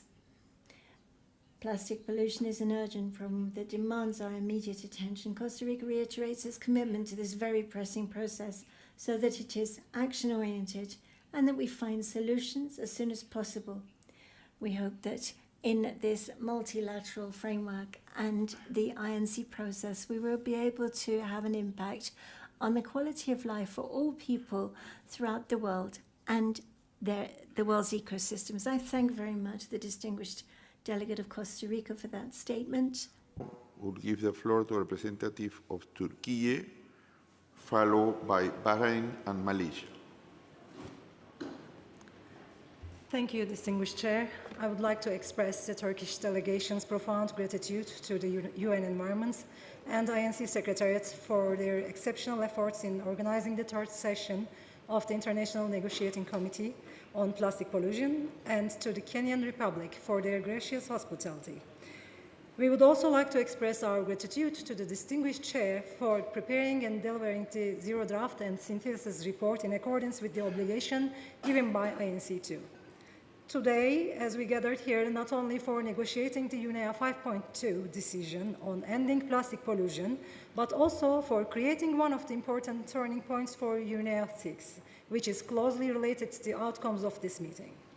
We iterate that addressing global problems necessitates collective efforts and solutions, and the INC process provides a great platform for us to negotiate by keeping in mind our different aspects on the issue. Let me briefly share my delegation's view on the zero draft documents. Turkey notes that the content of the new ILB should be applicable for all countries by considering their different capacities regarding the life cycle of plastic. It's essential to appropriately reflect the polluter pays principle and the common but differentiated responsibilities and relative capacities in the zero draft, which are the basic elements of international environmental policies. Turkey welcomes the chapters of zero drafts related to waste hierarchy, EPR systems. Also, it can include zero waste initiatives that promote sound waste management, behavioral change, and awareness raising in plastic pollution. Furthermore, we believe that there is a need for clarification on the items such as preparing a guiding document on eco-modulation, supporting technical group studies, and carrying out the necessary studies on financing. Also, the provisions regarding preparation of national action plans should allow their development and enhancement. Eco-design should be one of the main elements of the instruments. Design and performance criteria should be clearly defined in advance. The instrument should support research and development for the transformational change. Sector incentives can be defined for environmental companies, especially companies operating in the field of recycling regarding R&D studies of plastic recovery, recycling, and removal processes. The instrument should be built upon scientific data and knowledge, and a robust and comprehensive finance mechanism should be in place in order to facilitate the implementation of the instrument. We should agree upon adequate means of implementation, and before the national plans are prepared within the scope of the new instrument, it will be necessary to analyze the status quo in the countries. In conclusion, I wish to reaffirm Turkey's unwavering commitment to standing with the global community in fight against plastic pollution. I would like to echo our message from INC-2 that we can implement innovative solutions, promote sustainable practices and the circular economy, foster international cooperation, and ensure a healthier, pollution-free world for future generations. I thank you. I thank the distinguished representative of Turkey. I now give the floor to a representative of Bahrain, followed by Malaysia and the Dominican Republic. شكرا سيد الرئيس. السيدات والسادة السلام عليكم. Thank you so much. Ladies and gentlemen, may the peace of the Prophet be upon you. I should like to, on behalf of the government of Bahrain, to pay tribute to both the people and government of Kenya for the very warm welcome extended to us. I'd like to thank the Secretariat for the efforts made in preparing the zero draft for this instrument. Bahrain would like to convey its gratitude for the efforts made by all of the states around the world aimed at forging a legally binding instrument, one whose mission, whose raison d'etre is to eliminate plastic pollution. We'd like to reiterate our support for this resolution to eradicate plastic pollution, which represents a major challenge for all of the countries around the world. The Kingdom of Bahrain has adopted a number of measures at the national level since 2019 in keeping with the provisions of this resolution. In Bahrain, we back all that was said in the statement made by the representative of the GCC,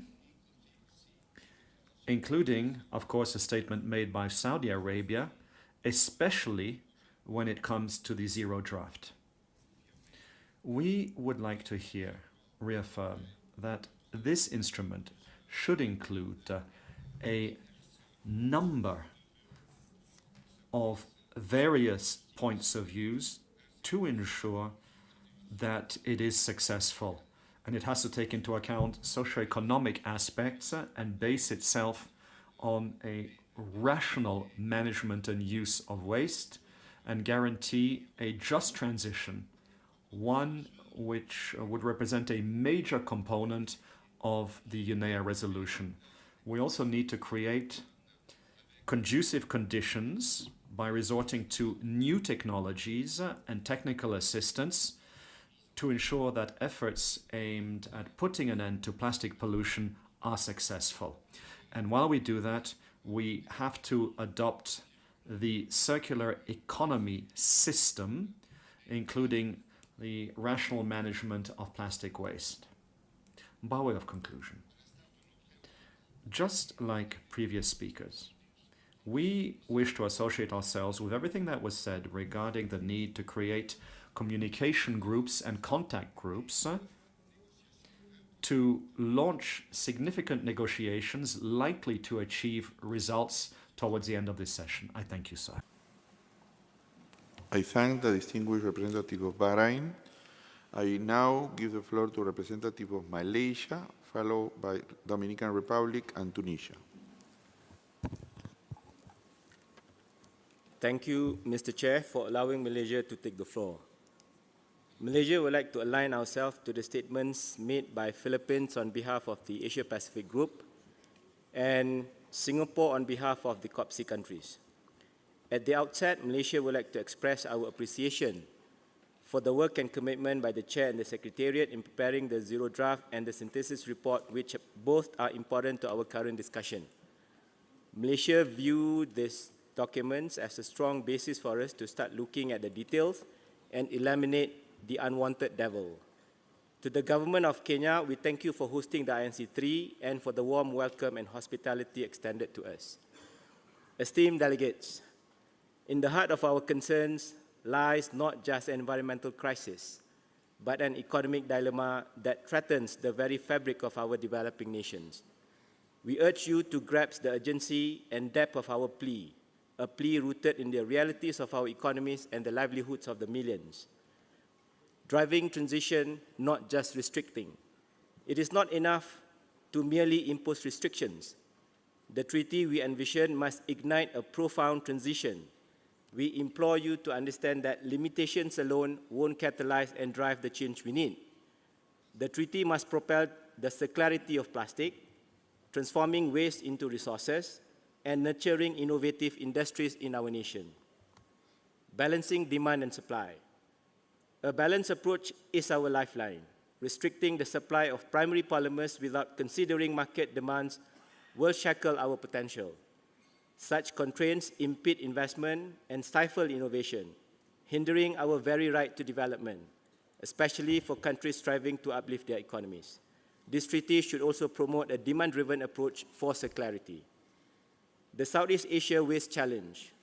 The systemic projection casts a shadow that falls heavily upon Southeast Asia. The anticipated surge in waste volume channeling towards disposal facilities threatens to drown us, even under the global rules scenario. We foresee a future where compliance with the treaty's noble goals become an impossible challenge, risking our economies and well-being. Nationally determined targets. We stand firm in our belief that our nation knows its needs best. The treaty must be country-driven, allowing us to set targets and actions that align with our unique circumstances. Our path to sustainability cannot be dictated. It must be determined nationally, ensuring a just transition that respects our developmental pace. Leveraging existing initiatives. We urge against reinventing the wheel. Countless hours have been invested regionally and nationally to combat plastic pollution.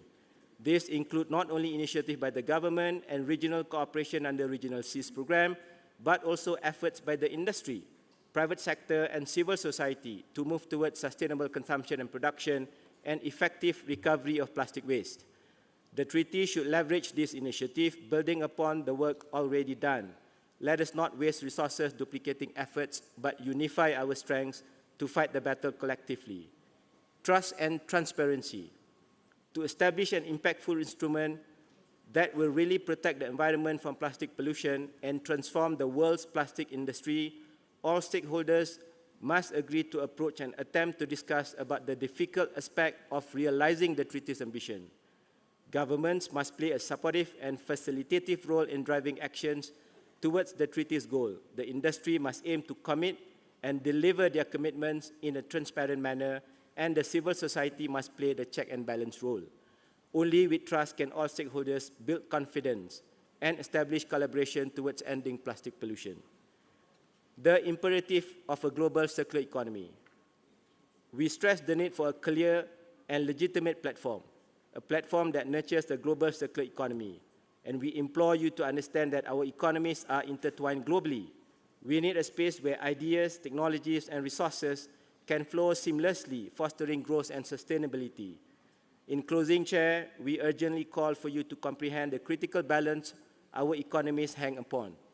This treaty cannot be just a mere aspiration. It must be our lifeline, our passport to a future where economic prosperity aligns harmoniously with environmental sustainability. Let this treaty be the beacon guiding our nation towards a just, balanced, and prosperous tomorrow. Thank you, Chair. I thank the distinguished representative of Malaysia. Ahora, I now give the floor to the representative of the Dominican Republic, followed by Tunisia and then Ghana. Thank you very much, Mr. Chairman. On behalf of the Dominican Republic, we would like to thank the government of Kenya and the United Nations for receiving us here for this meeting. The Dominican Republic aligns itself with the statements made by the Solomon Islands and Uruguay on behalf of GRULAC. It's a great honor to address you in this third round of negotiations. The Dominican Republic recognizes the urgent need to take concrete action to end plastic pollution, which poses a growing threat to our environment and to human health. It reaffirms its commitment to address this challenge in an effective and collaborative manner. We consider that the zero draft prepared by the Secretariat, the reference document used by the Dominican Republic for its national consultation, reflects in general terms the discussions that took place at the previous session, particularly with regard to national plans, and that it is a good basis to moving towards a final draft. These plans are the mechanism par excellence for implementing the provisions of the proposed instrument. They will make it possible to compile mandatory obligations in a single document and to establish voluntary compliance approaches. We hope that the contact groups will start their work this evening, and we will be able to have a list of non-permitted chemicals and a marketing control that is similar to those carried out in other conventions. It is also important to promote voluntary approaches that comprehensively address the entire life cycle of plastics. This involves promoting sustainable production and consumption, encouraging national and international cooperation measures to reduce plastic pollution in the marine environment, including existing pollution, and to develop, to implement, and to update national action plans that reflect country-driven approaches. Furthermore, we're convinced that education, awareness, and information exchange will play a key role, especially in the dissemination of scientific and socioeconomic data. This data will serve as a basis for informing policies related to plastic pollution. It's also crucial that cooperation and access to funding be done with as little bureaucracy as possible, which is why we support the creation of a specific multilateral fund to support the instrument's actions and to facilitate technology transfer on mutually agreed terms. We recognize the importance of flexibility in some provisions, taking into account different national circumstances. However, we should always rely on the best available scientific information, as well as on lessons learned and best practices, including those from informal and cooperative settings. In conclusion, to end plastic pollution, we must act in a decisive and coordinated manner. national plans, binding and voluntary approaches, promoting national and international cooperation, raising awareness and specifying agreements for capacity building, technical assistance, technology transfer, and financial assistance are key to achieving our goals. I'm confident that working together, we will make significant progress in this round of negotiations that will bring us closer to a legally binding instrument through which to envision a more sustainable future for generations to come. We in the Dominican Republic hope that this meeting will be enriching and that we will be able to make significant progress towards a successful conclusion of the agenda. Thank you. This will only be possible if we are able to establish the contact groups. Thank you so much for your attention and to your commitment to this important work. Thank you. I thank the distinguished representative of the Dominican Republic. To the representative of Tunisia, followed by Ghana and the Philippines.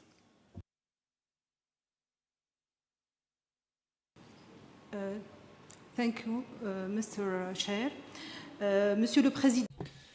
Chair, distinguished delegates, Tunisia would like to express its gratitude to UNEP and the government of Kenya for so graciously having hosted the third meeting of the Intergovernmental Negotiating Committee in Nairobi. We also salute the INC chair, as well as its bureau, for the efficient organization of this event and their outstanding leadership. We look forward to the outcome of our fruitful cooperation. Tunisia aligns itself with the declaration made by Ghana on behalf of the African Group. On behalf of Tunisia, we consider the elaboration of the preliminary draft text subject to the present negotiations as a working basis for the definition of binding obligations and the necessary means of implementation, as well as for further deliberations on the pressing issue of putting an end to plastic pollution. As a member of the African Group, Tunisia participates in regional efforts aimed at promoting a global approach to the entire plastic life cycle, covering primary polymer production, additive materials, product design, prevention, and waste management. Plastic pollution poses a considerable threat to all ecosystems, to human health, to socioeconomic stability, and climate change, given the high carbon footprint generated during the entire plastic life cycle and even during recycling. We therefore advocate in favor of an instrument that bans and eliminates harmful plastics, including chemicals and polymers of concern, as well as high-risk plastic products, while reducing the global production and consumption of plastics to sustainable levels as part of a system of transparency and traceability of plastic components. As part of collective efforts to combat plastic pollution, Tunisia suggests strengthening and spelling out binding obligations for control measures as described in the provisions of Option 1 in Part 2 of the Zero draft text. We recommend strengthening the wording of these provisions, streamlining the associated annexes, and identifying key considerations for the criteria and requirements of non-toxic circularity. Furthermore, as we give priority to substantive discussions, we are keen to ensure that this instrument incorporates not only the principles of the Rio Declaration, but also established and updated international legal standards. In the discussions and negotiations surrounding the provisions of the future treaty, this instrument should be in synergy with existing agreements and widely accepted international principles such as the polluter pays principle, the precautionary principle, and the principle of common but differentiated responsibilities. This instrument should ensure a just, equitable, inclusive, and indeed resilient transition for the affected populations, with particular attention paid to vulnerable groups, including women, children, young people, and waste pickers.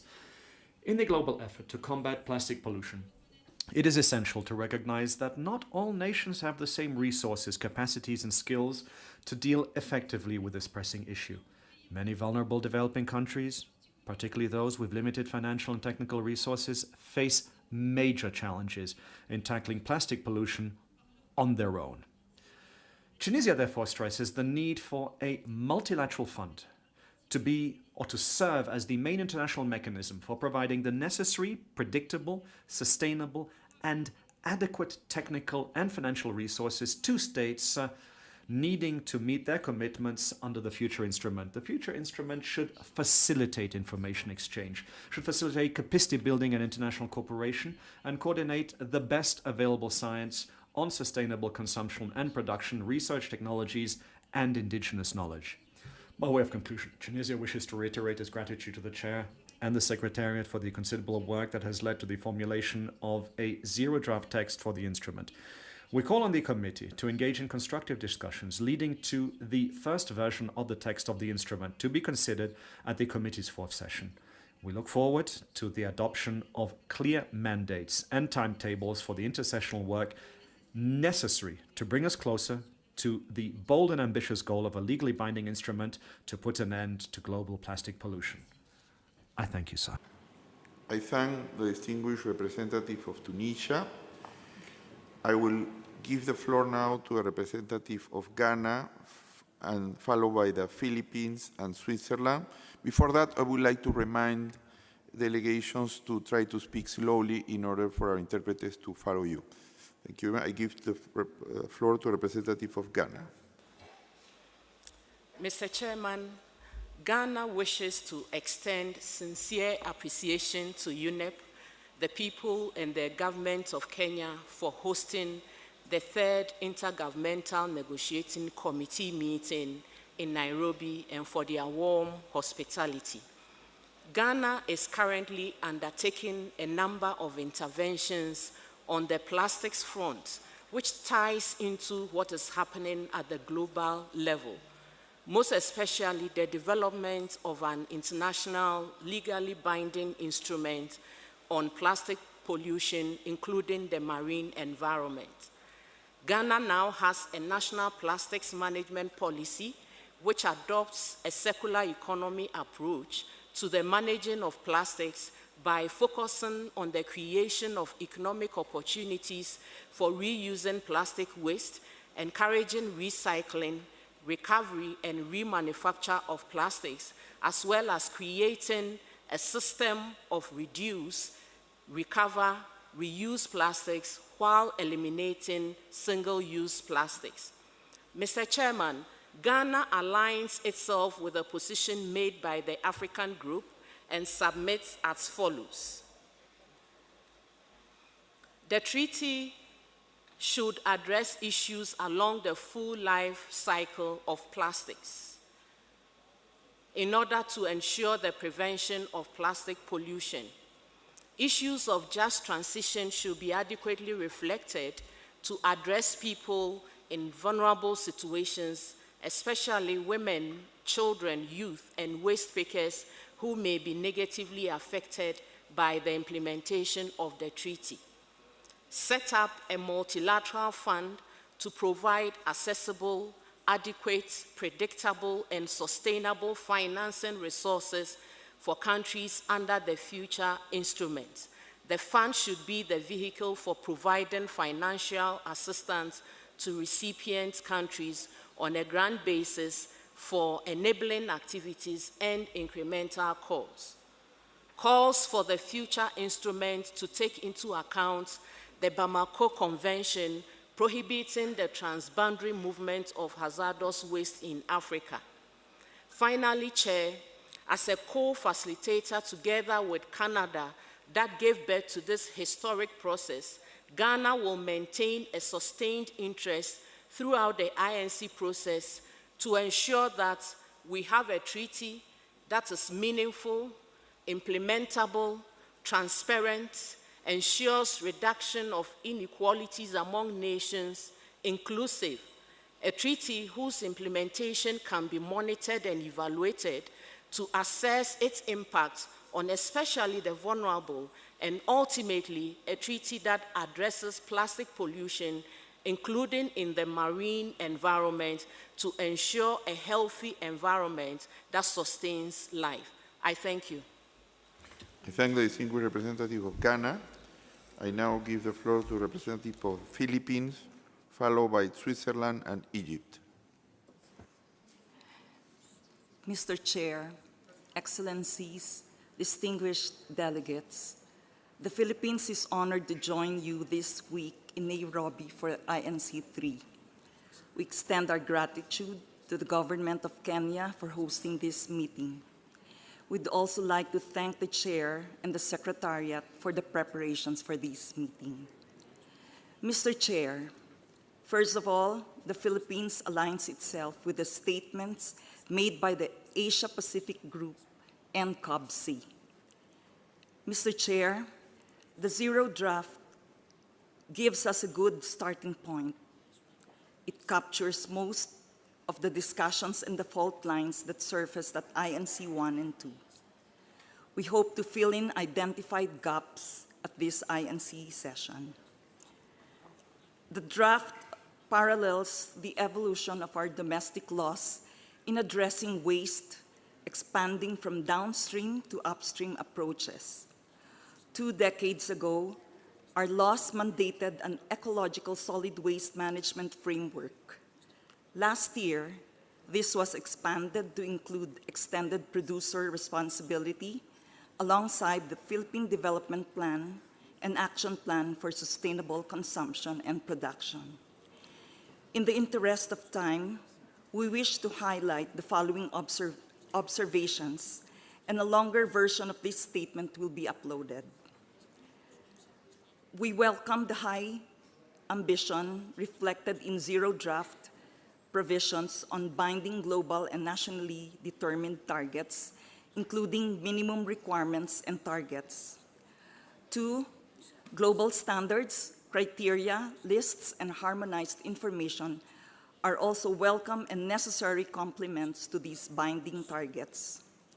3, respect for human rights and the socio-economic opportunities are essential in ensuring a just transition for the informal sector.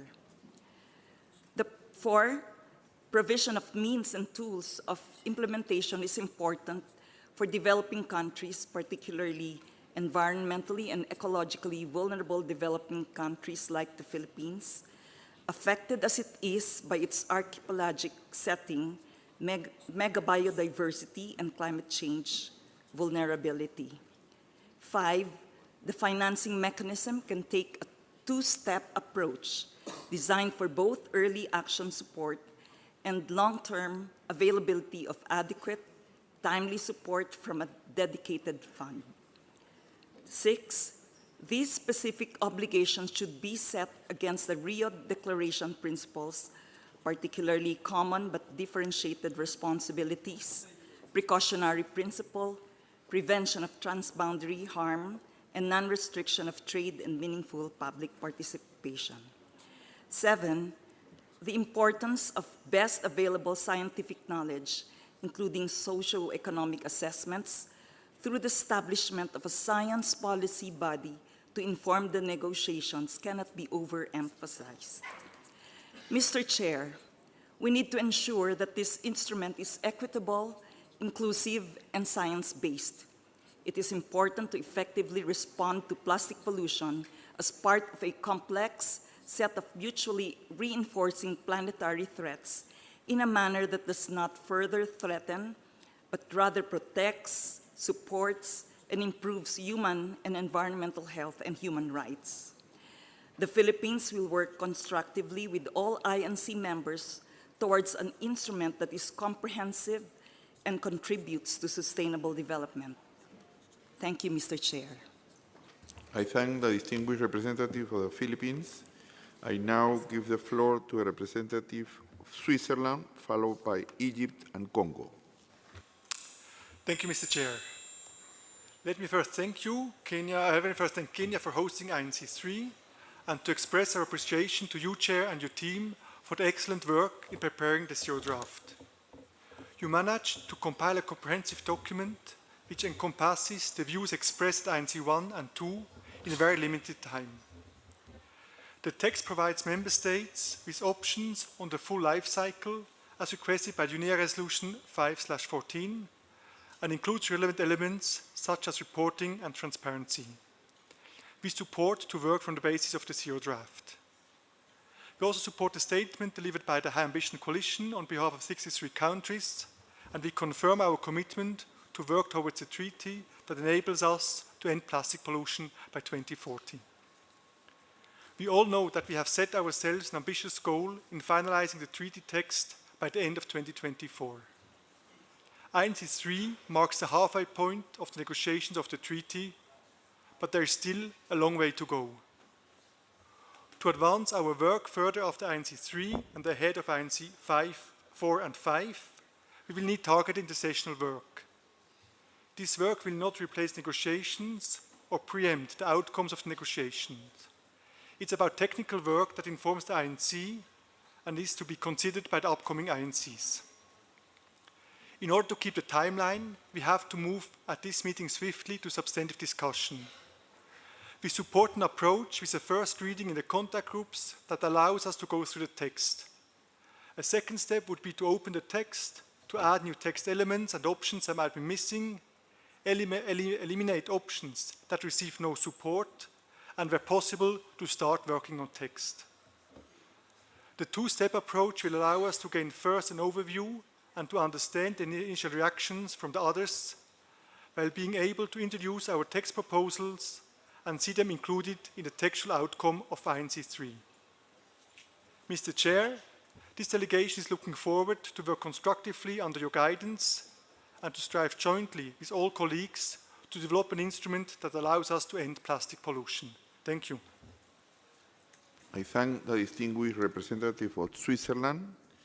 I will now give the floor to representative of Egypt, followed by Congo and Qatar.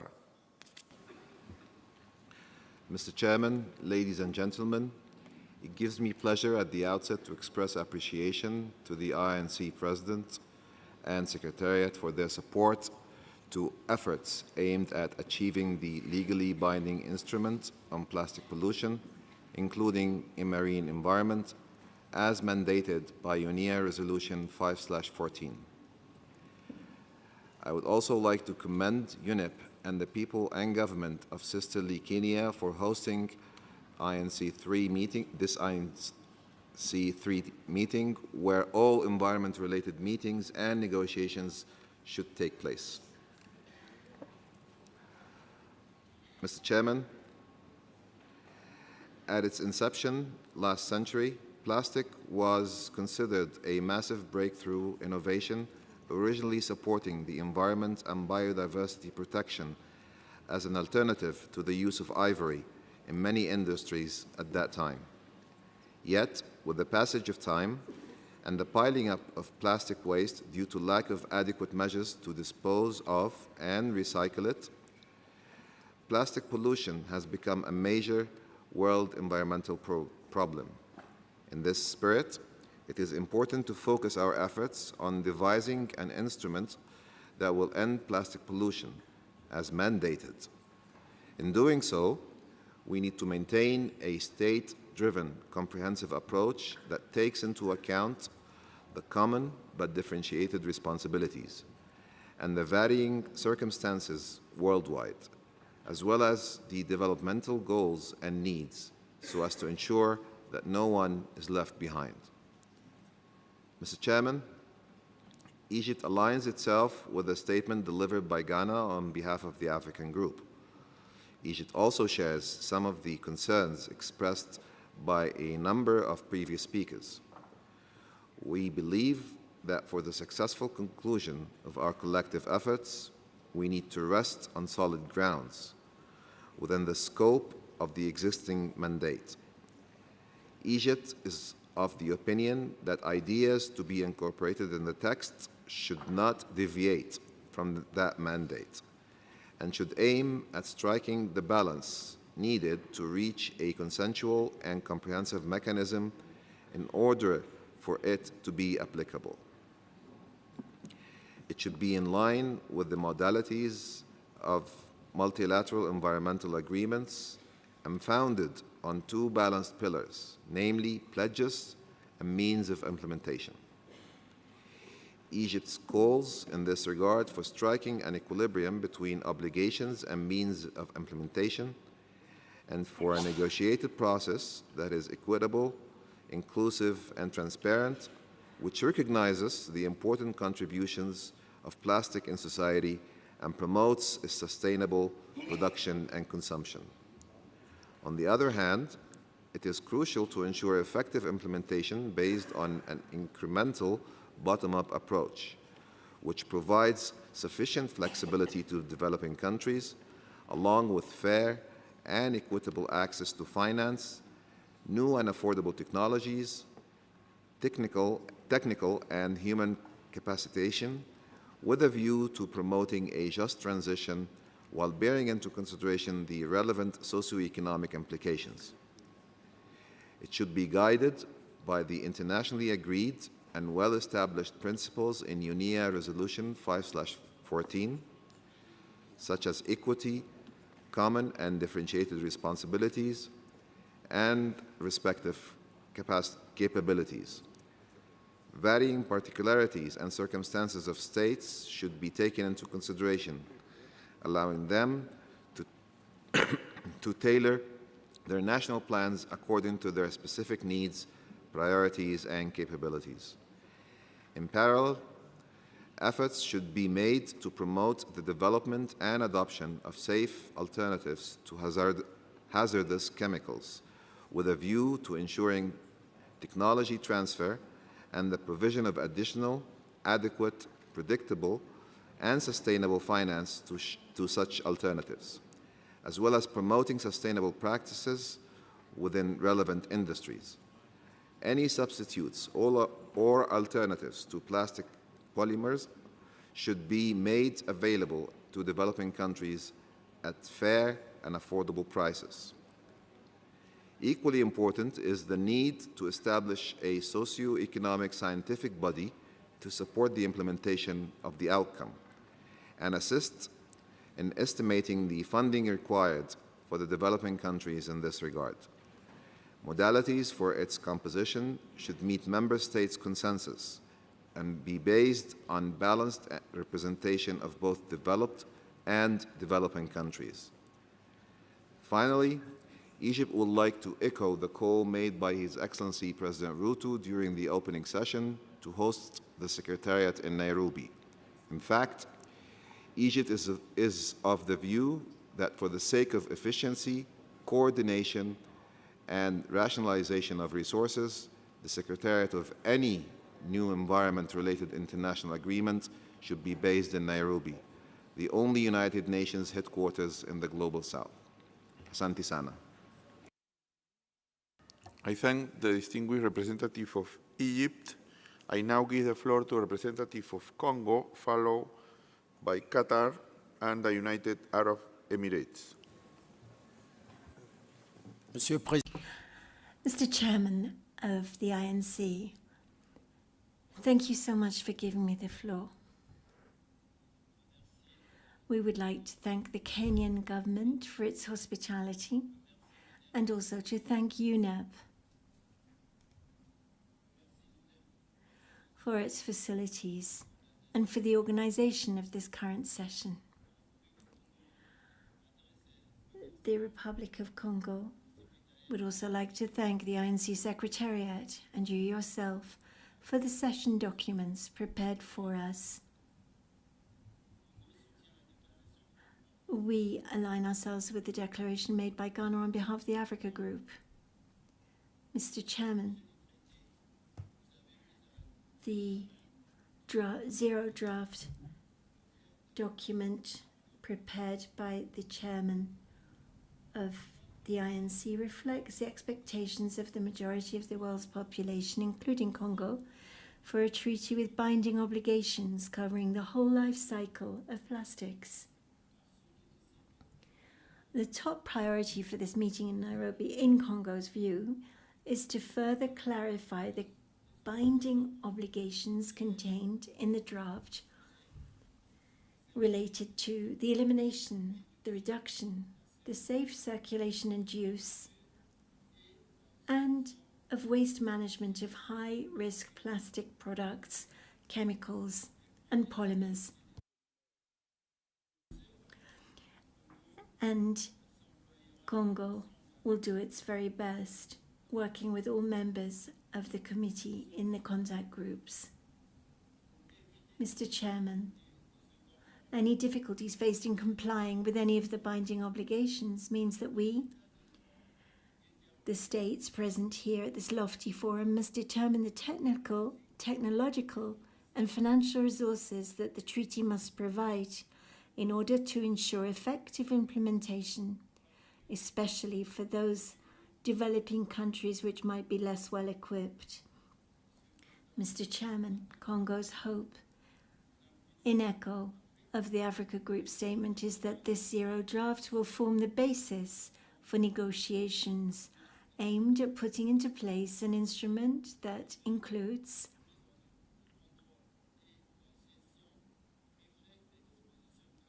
a preamble reflecting the background in terms of the interest for such an instrument, and that this instrument will be hosted in Kenya. We wish great success to the INC of sparing humanity of the scourge of plastics pollution. I will send the full text online. Thank you so much, Mr. Chairman. Distinguished representative of Congo, I now give the floor to representative of Qatar, followed by the United Arab Emirates and China. بسم الله الرحمن الرحيم السلام عليكم ورحمة الله وبركاته سيد الرئيس الحضور الكرام السيدات والسادة نود في البداية أن نعرب شكرنا وتقديرنا. First of all, we would like to thank the Republic of Kenya for its efforts in hosting this meeting and for the smooth organization and welcome for us all. We are in agreement on a certain number of principles, and this will allow us to come to a commitment which will be much easier to put into implementation. We support what has been said by the Regional Group of Asia and the Pacific, which has made a number of comments on the principles to which we are strongly attached. Qatar has accompanied and will always accompany this process, this INC process, in the interests of member states and in order to strengthen research and up-to-date scientific progress. This binding instrument can have an impact on national economies in accordance with the binding commitments which we are going to define. Qatar will do all it can with its partners to come to an agreement by consensus so that very soon we are able to have a text which will respond to the urgent needs and in finding sustainable solutions to plastic pollution based on this zero draft, and also on the basis of the exchanges that we are hearing here. We will continue to work. Of course,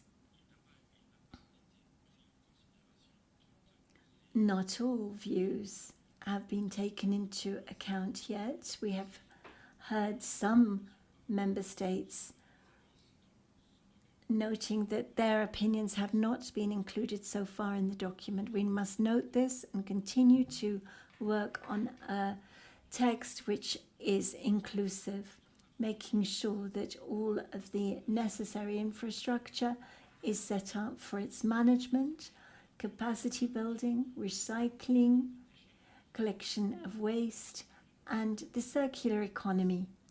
We note that consensus is the very best way in order to achieve a text which will be successful and which will respond to the common aspirations of all of the member states across all of the, and include all of the ideas that we're hearing in this room. We support the proposal to make sure that all opinions expressed by states are included in the draft 0 document so that we can respond in a common manner and avoid any obligation which is not realistic or achievable and which is not supported by up-to-date analyses. And this will, of course, require more capacity building. We must set up a solid basis on which we can build this instrument before we take decisions on all of the technical matters. A framework is necessary for cooperation, for us to be able to deal with plastic pollution, and this will hugely facilitate the work of our committee. And in that way, we will be able to achieve our objectives as agreed before the end of 2024. Qatar would also like to thank the Secretariat for all the efforts made and by all of the member states thus far who are participating in this meeting, and also your efforts, Mr. Chairman, which no doubt will be a precious element in the success. We would like to reiterate once again our full support for this process and for the success of these negotiations. We await with impatience the possibility of working together. We would like to thank the United Arab Emirates for welcoming COP28 and wish them full success in the organization of that very important conference. Thank you so much, Mr. Chairman. I thank the distinguished representative of Qatar. I now give the floor to a representative of the United Arab Emirates, followed by China.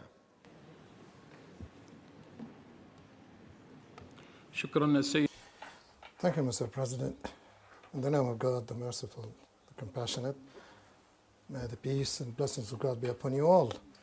At the outset, I would like, on behalf of the United Arab Emirates, to thank the government of Kenya for hosting the third session of INC on the development of an international legally binding instrument on plastic pollution, including in the marine environment.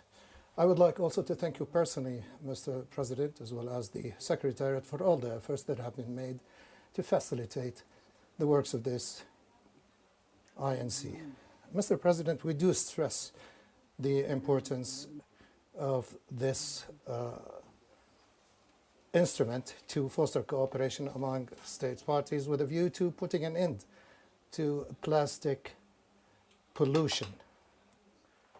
We stress that the responsibility for the implementation of this goal is a common responsibility on the basis of common but differentiated responsibilities and the national obligations of the states parties. It is important to commend the best practices for the sound management of plastic waste on the basis of circular sustainable economy. The United Arab Emirates has adopted the policy of circular economy, which is the first step towards achieving sustainable management and best use of human resources with a view to enhancing the lot of the future generations. This is all based on our belief that it is important to urgently take measures to put an end to plastic pollution and plastic wastes.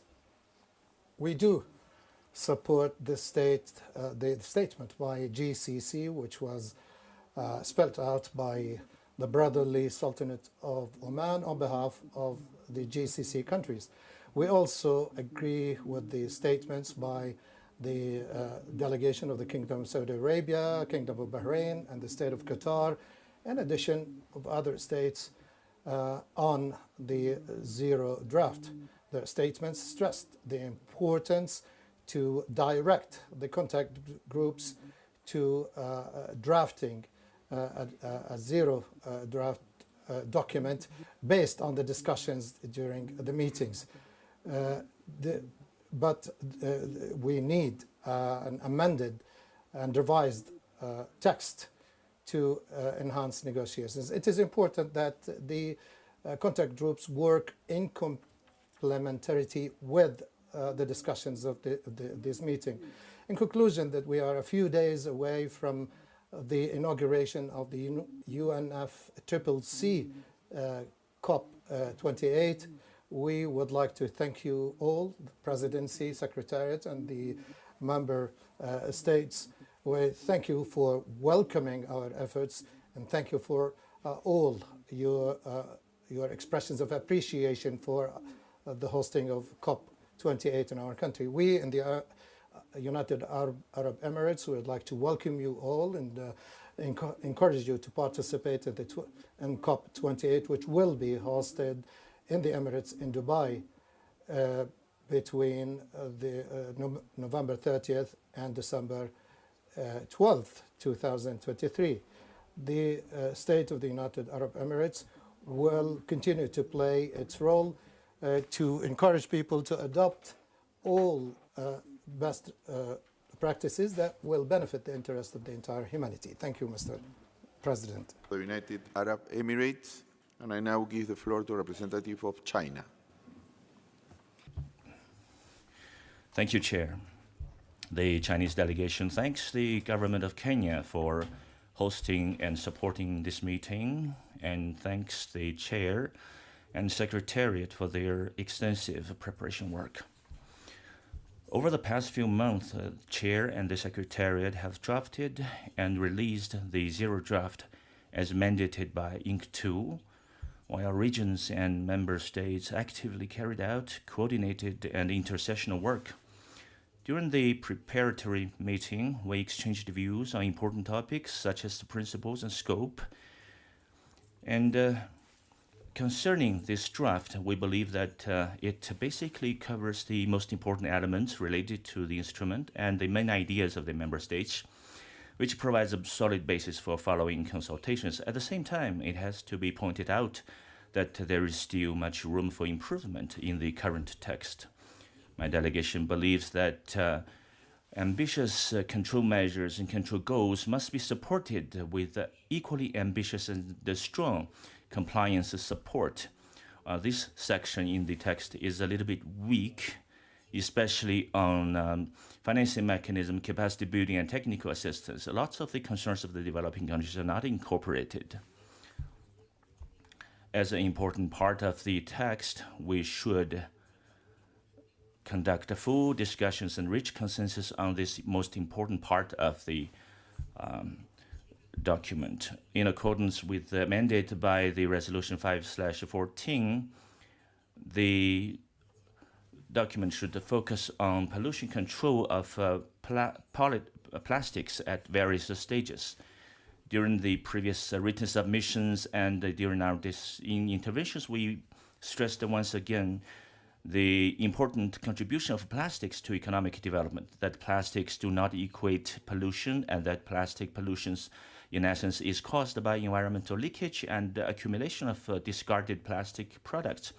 Other member states have expressed similar views, which are not yet reflected in the Zero Draft.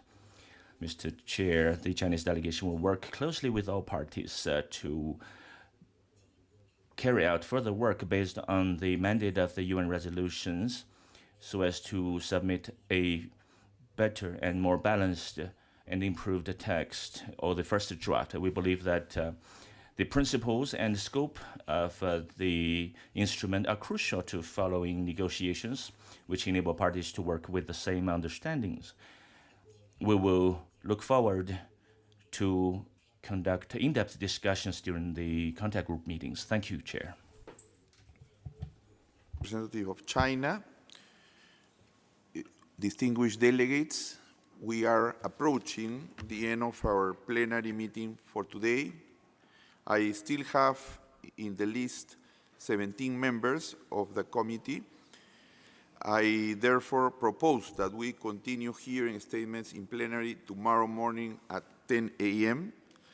The Secretariat and our rapporteur, Ms. Asha Challenger, have taken note of the queue, and we will start tomorrow morning with this list of members, followed by interventions from observers. I will kindly ask the Secretariat to read out the list of members in the queue. Thank you, Chair. Here are the countries on our list: Gambia, Thailand, Togo, Gabon, Guinea-Bissau, Sri Lanka, Panama, Kenya, Eswatini, El Salvador, Guatemala, Tuvalu, Zimbabwe, Uganda, Vietnam, Burundi, and Cote d'Ivoire. We'll pick up the list in this order tomorrow morning in the plenary. Thank you, Chair. Thank you. Once we have finished hearing statements, I will make a proposal on the way forward, taking into account the views expressed under this agenda item. Before I adjourn this meeting, let me invite the Secretariat to make a final announcement. Thank you, Chair. The Secretariat would like to inform delegates that the Kingdom of Saudi Arabia will host an open reception tomorrow from 10 a.m. to 6 p.m. in the tent located at the fountain area. It is outside, down the stairs. We also wish to inform that the government of Switzerland is organizing a Swiss break reception that will take place on Thursday evening at 6:30 p.m. at the space located opposite the Karibuni sign at the main entrance. Delegates are kindly reminded to check the schedule for latest information, which will be updated regularly. Thank you.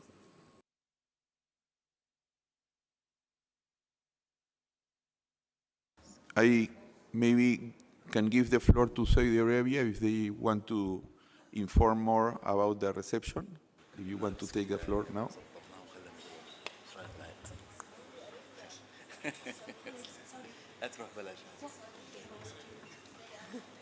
No, it's okay. Thank you for that reception. I thank the Secretariat. This is now bring us to the conclusion of our meeting for today. I would like to thank you all for your interventions. Our next plenary meeting is scheduled tomorrow at 10 a.m. in this same room. This meeting is adjourned.